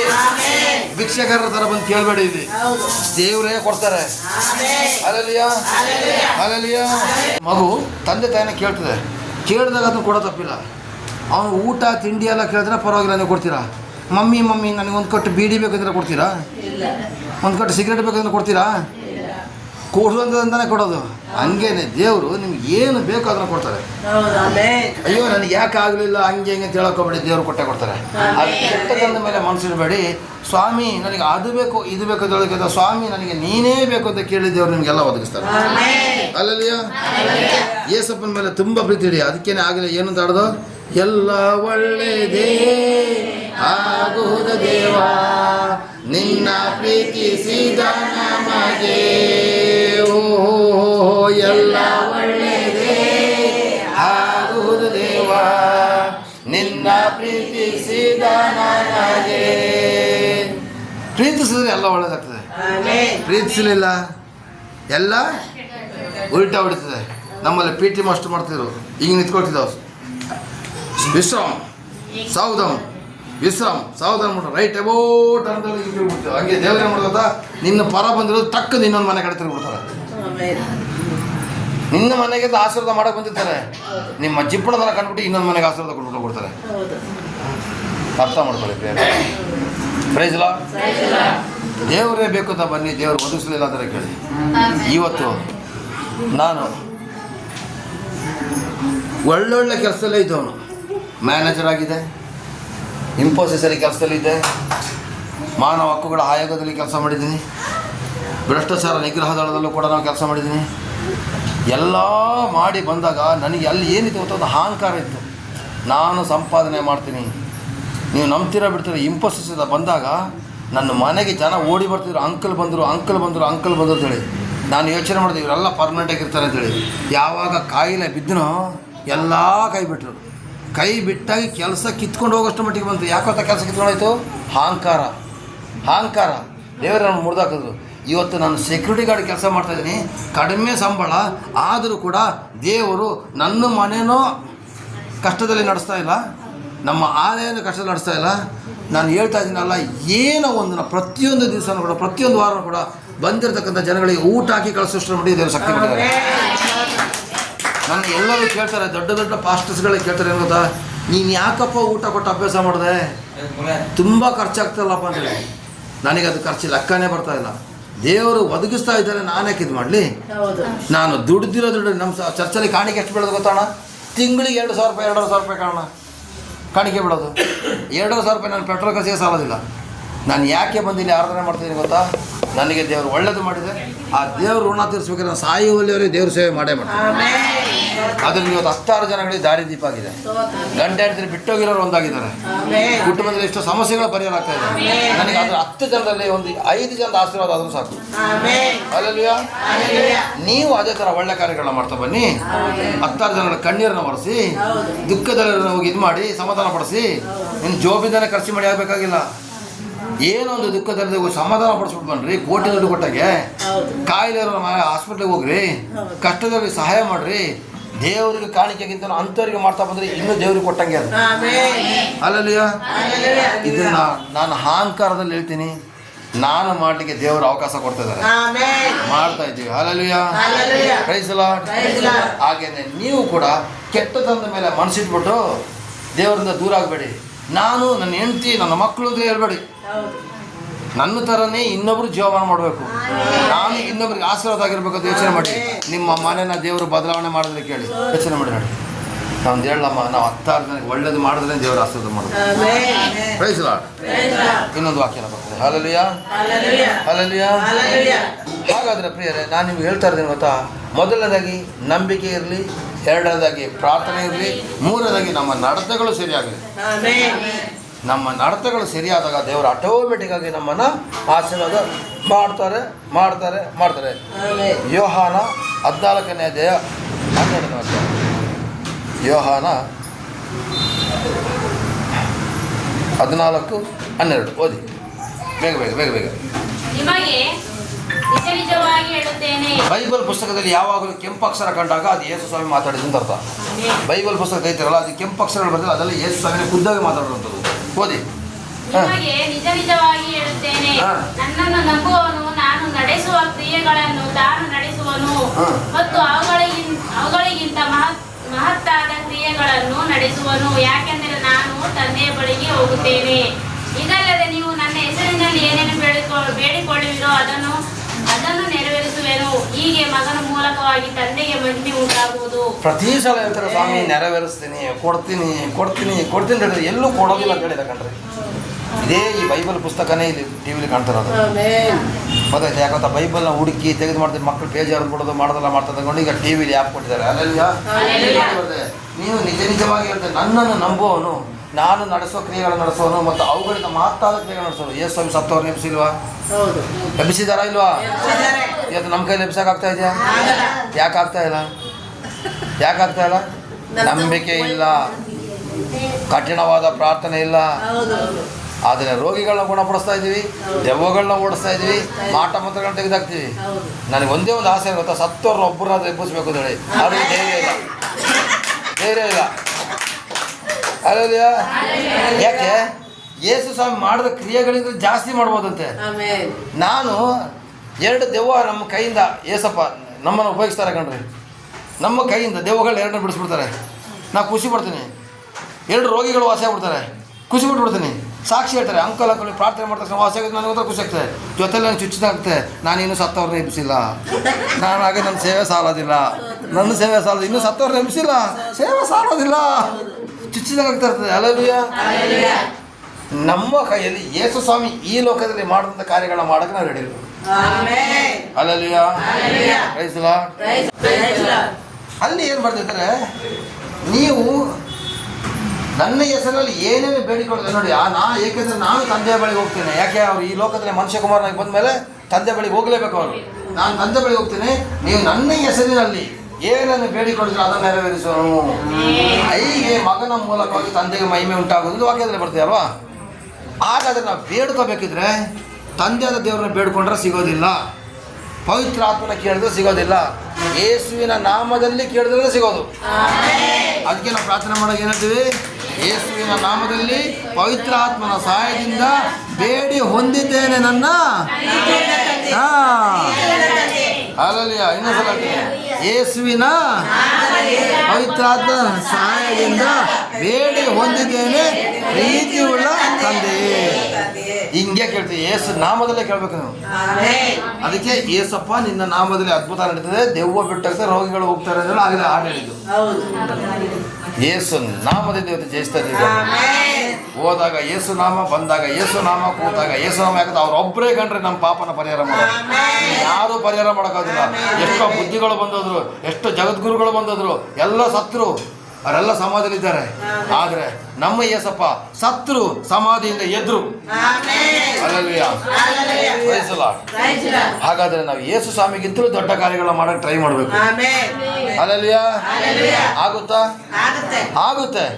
ಆದರೆ ಪ್ರಾರ್ಥನೆ ಸರಿಯಾಗಿಲ್ಲ, ನಂಬಿಕೆ ಸರಿಯಾಗಿಲ್ಲ. ಹಲ್ಲೆಲೂಯಾ. ಹಲ್ಲೆಲೂಯಾ. ಹಾಗಾದರೆ ಒಂದು ವಿಷಯ ತಿಳ್ಕೊಳ್ಳಿ, ಚಂದ್ರಶೇಖರ್ ಆಗಿರೋ ಪಾಸ್ಟರ್ ನನ್ನ ಕೈಯಿಂದ ಮಾತ್ರ ದೆವ್ವಗಳು ಬಿಟ್ಟೋಗೋದಲ್ಲ, ನನ್ನ ಕೈಯಿಂದ ಮಾತ್ರ ರೋಗವಾಸಿ ಆಗೋದಿಲ್ಲ, ನಿಮ್ಮ ಕೈಯಿಂದನೂ ದೆವ್ವಗಳು ಬಿಟ್ಟೋಗ್ತದೆ, ನಿಮ್ಮ ಕೈಯಿಂದನೂ ರೋಗವಾಸಿ ಆಗ್ತದೆ. ನಿಮಗೂ ಆ ಶಕ್ತಿನ ಕೊಟ್ಟಿದ್ದಾರೆ ಕಣ್ರಿ ದೇವರು. ಯೋಚನೆ ಮಾಡಿರೋದು, ಚಂದ್ರಶೇಖರ್ ಅಂಕಲ್ ಕೈಯಲ್ಲಿ ದೆವ್ವ ಹೆಂಗೆ ಬಿಟ್ಟೋಗ್ತದೆ ಹೇಳಿ. ಚಂದ್ರಶೇಖರ್ ಅಂಕಲ್ ಕೈಯಿಂದ ಬಿಟ್ಟೋಗೋದಿಲ್ಲ ಕಣ್ರಿ. ಚಂದ್ರಶೇಖರ್ ಅಂಕಲ್ಗೆ ದೇವರು ಶಕ್ತಿ ಕೊಟ್ಟಿದ್ದಾರೆ. ಅದೇ ಶಕ್ತಿನ ನೀವು ಪಡಿಬೋದು. ಅದಕ್ಕೆ ವಾಕ್ಯ ತಗೊಳ್ಳಿ, ಯೋಹಾನ 15:16, ಮಾರ್ಕ 15ನೇ ಅಧ್ಯಾಯ 14 ತಗೊಳ್ಳಿ. ಇಲ್ಲ ಸಾರಿ 16ನೇ ಅಧ್ಯಾಯ 17, 18, 19 ಇಲ್ಲಿ 17ನೇ ವಾಕ್ಯ. ಇದಲ್ಲದೆ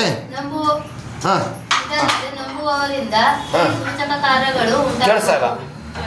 ಇದಲ್ಲದೆ ನಂಬುವವರಿಂದ ಈ ಸೂಚಕ ಕಾರ್ಯಗಳು ಉಂಟಾಗುವವು, ನನ್ನ ಹೆಸರನ್ನು ಹೇಳಿ ದೆವ್ವಗಳು ಬಿಡಿಸುವರು. ಸಾಕು. ನಂಬುವವರಿಂದ ಈ ಸೂಚಕ ಕಾರ್ಯಗಳಾಗುವು, ನನ್ನ ಹೆಸರನ್ನು ಹೇಳಿ ದೆವ್ವಗಳನ್ನು ಬಿಡಿಸೋರು. ಇಲ್ಲಿ ದೇವರ ವಾಕ್ಯದಲ್ಲಿ ಪಾಸ್ಟರ್ ಕೈಯಿಂದ ದೆವ್ವ ಹೋಗ್ತದೆ ಬರ್ತಿದ್ಯಾ? ಯಾರ ಕೈಯಿಂದ?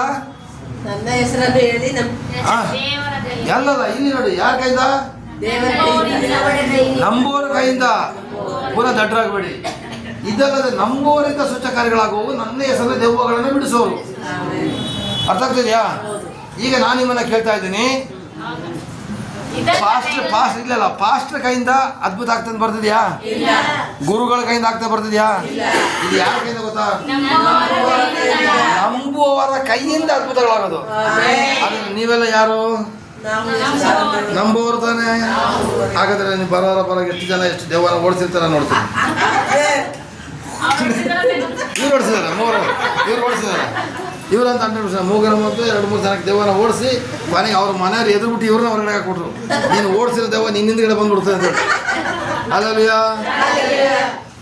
ನಂಬಿದವ್ರ ಕೈಯಿಂದ ದೆವ್ವಗಳು ಬಿಡಿಸ್ತಾರೆ. ನಂಬಿದವ್ರ ಕೈಯಿಂದ ನನ್ನ ಹೆಸರನ್ನು ಹೇಳಿ ದೆವ್ವಗಳನ್ನ ಬಿಡಿಸೋರು.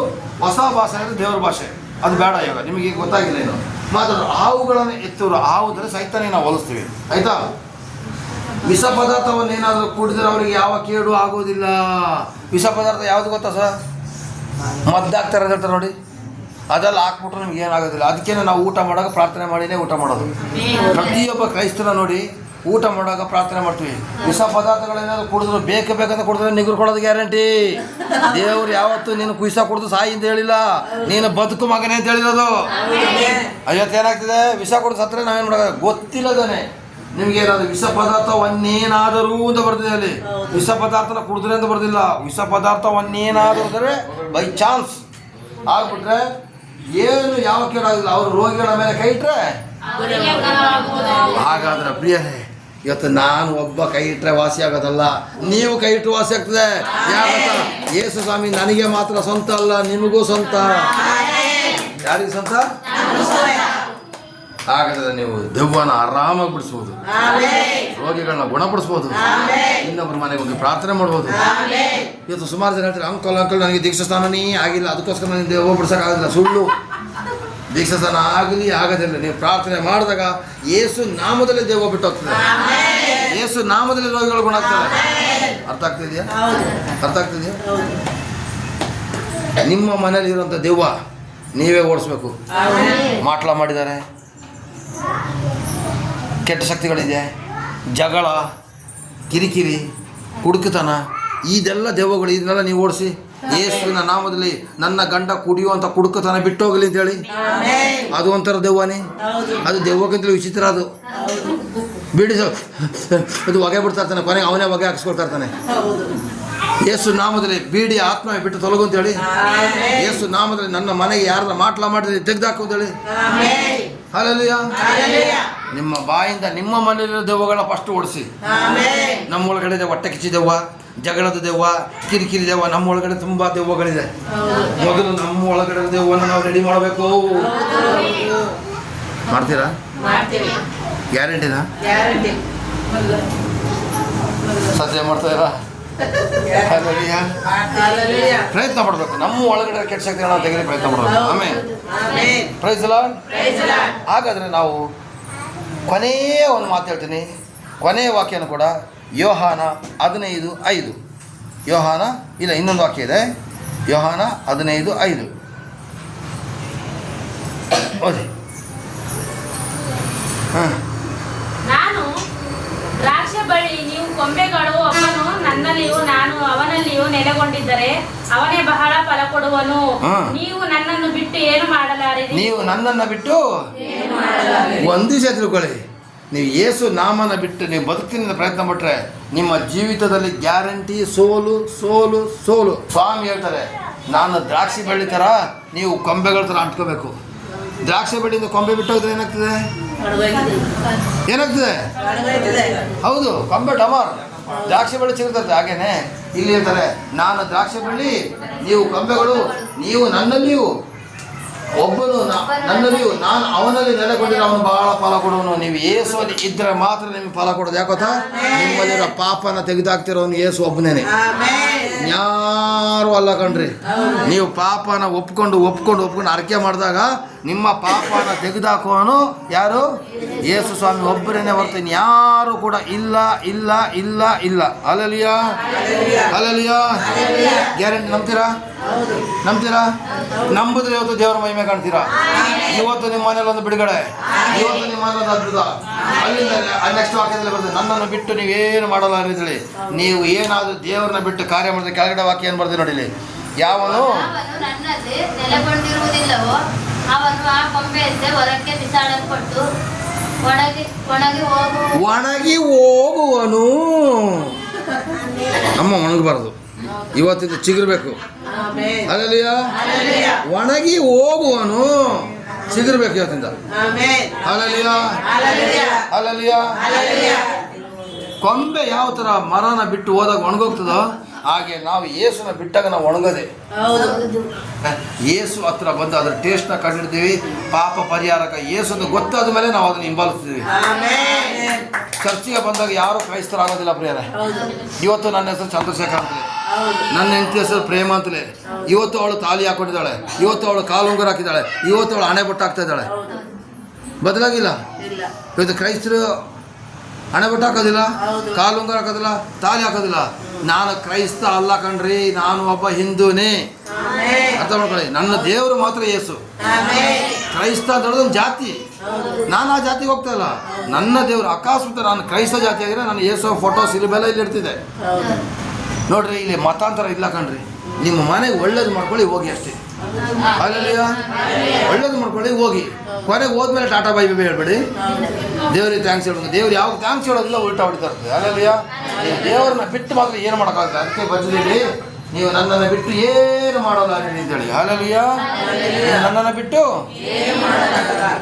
ನೀವೇನು ಮಾಡೋಕ್ಕೆ ಪ್ರಯತ್ನ ಪಟ್ಟರು ಲಾಸೆ ಲಾಸೆ ಲಾಸೆ ಲಾಸೆ. ಅದು ದಯವಿಟ್ಟು ಬೇಡ ಪ್ರಿಯರೇ. Praise Lord, praise Lord. ಹಾಗಾದ್ರೆ ಪ್ರಿಯರೇ, ನಾ ಕೊನೆಯದಾಗ ಒಂದು ಮಾತು ಹೇಳ್ತೀನಿ, ದೇವರನ್ನ ಬಿಟ್ಟು ಬದುಕುವಂಥ ಪ್ರಯತ್ನ ಮಾಡೋಕ್ಕೆ ಹೋಗಬೇಡಿ. ನಾನು ನಿಮಗೆ ಹೇಳಿದ್ದು 3 ವಿಧಾನಗಳು. ದೇವರು ಮೆಚ್ಚಬೇಕಾದ್ರೆ, ದೇವರು ನಿಮ್ಮ ಕುಟುಂಬದಲ್ಲಿ ಅದ್ಭುತ ಮಾಡೋದ್ರೆ 3 ಕಾರ್ಯ. ಒಂದನೇದಾಗಿ, ಯೇಸು ಸ್ವಾಮಿ ಸತ್ಯವಾದ ದೇವರು ನನ್ನ ಮನೆನ ಬದಲಾವಣೆ ಮಾಡ್ತಾರೆ ಅಂತ ನಂಬಿ. 2ನೇದಾಗಿ, ಪ್ರಾರ್ಥನೆ ಮಾಡಿರಿ. ದಿನಕ್ಕೊಂದು 5 ನಿಮಿಷ ಆದರೂ ಪ್ರಾರ್ಥನೆ ಮಾಡಿ, 10 ನಿಮಿಷ ಮಾಡಿ, 1/4 ಗಂಟೆ ಮಾಡಿ, 1 ಗಂಟೆ ಮಾಡಿ. ಹಾಲೆಲೂಯಾ. ನೆಕ್ಸ್ಟ್, ವಾಕ್ಯ ನಾವು ಕೊಡ್ತೀವಲ್ಲ, ಅದರ ಪ್ರಕಾರ ನಡೀಲಿಕ್ಕೆ ಪ್ರಯತ್ನ ಪಡಿ. ಪ್ರಯತ್ನ ಪಡಿ ಅಂತ ಹೇಳ್ತಿರೋದು, ನಡೀಲೇಬೇಕು ಅಂತ ಹೇಳ್ತಾ ಇಲ್ಲ. ಸಡನ್ ಆಗಿ ನಡೆಯೋಕೆ ಯಾರ ಕೈಲೂ ಆಗೋದಿಲ್ಲ. ನಿಮಗೆ ಊರವ್ರ ಒತ್ತಡ ಇರ್ತದೆ, ಪಕ್ಕದ ಮನೆಯವ್ರ ಒತ್ತಡ ಇರ್ತದೆ ಅಲ್ವಾ, ಇರ್ತದೆ ತಾನೆ. ಸಡನ್ ಆಗಿ ನಡೆಯೋಕೆ ನಾವು ಅವ್ರ ಕಣ್ಣಿಗೆ ದೇವರು ಅದ್ಭುತ ಮಾಡೋದ್ರ ಕಾರಣವಾಗ ಅವ್ರು ಏನು ಮಾಡ್ತಾರೆ, ಆಟೋಮೆಟಿಕ್ ಅವರೇ ಸೈಲೆಂಟ್ ಆಗ್ತಾರೆ. ಅಲ್ಲಿವರೆಗೂ ನಾವು ಅವ್ರನ್ನ ಯಾರನ್ನ ವಿರೋಧ ಮಾಡ್ಕೊಳ್ಳೋಂಗಿಲ್ಲ. ಅರ್ಥ ಮಾಡ್ಕೊಂಡ್ರ? ಹಾಗಾದ್ರೆ ನಾನು ನಿಮ್ಗೆ ಒಂದೇ ಒಂದು ಮಾತಾಡ್ತಿದ್ದೀನಿ, ನೀವು ದೇವರು ಅಂದರೆ ಯೇಸು ಸ್ವಾಮಿನ ಬಿಟ್ಟು ಬದುಕುವಂಥ ಪ್ರಯತ್ನ ಯಾರು ಮಾಡ್ತೀರೋ ಅವರೆಲ್ಲರೂ ಫೇಲ್ ಆಗಿನೇ ಇಲ್ಲಿ ಬಂದಿದ್ದಾರೆ. ನಾವು ಯೇಸು ಸ್ವಾಮಿನ ಇಟ್ಕೊಂಡು ಜೀವಿತ ಮಾಡೋಣ. ಯೇಸು ಸ್ವಾಮಿದ ವಾಕ್ಯ, ಇದೇ ಬೈಬಲ್ ಪುಸ್ತಕ, ಇದೇ ಟಿ ವಿಲಿ ತೋರಿಸೋ ವಾಕ್ಯಗಳು, ಇದರಲ್ಲಿ 66 ಅಧ್ಯಾಯಗಳಿದೆ. ಈ 66 ಅಧ್ಯಾಯನೂ ಕೂಡ ಹೇಳೋದು ಪ್ರೀತಿ, ಕ್ಷಮೆ, ಪರಿಶುದ್ಧತೆ. ಪ್ರೀತಿ ಇರಬೇಕು, ದೇವರ ಮೇಲೆ ಹೆಂಗೆ ಪ್ರೀತಿ ಇದೆ ಹಂಗೆ ಜನಗಳ ಮೇಲೆ ಪ್ರೀತಿ ಇರಬೇಕು. 2ನೇದು, ಕ್ಷಮಾಪಣೆ ಕೊಡಲೇಬೇಕು. 3ನೇದು, ನಾವು ನಮಗೆ ಶುದ್ಧರಾಗಿ ದೇವರು ಮೆಚ್ಚೋಗಿ ನಡಿಬೇಕು. 3ನೇ ಘೋಷಣೆ ಮಾಡ್ತದೆ. ಆದಷ್ಟು ಇದರ ಪ್ರಕಾರ ನಡೆದು ದೇವರ ರಾಜ್ಯನ ಮಹಿಮೆಪಡಿಸೋ. ದೇವರು ನಿಮ್ಮನ್ನು ಆಶೀರ್ವಾದ ಮಾಡಲಿ, ಕೃಪೆ ನಡೆಸಲಿ. ಆಮೇನ್. Praise the lord.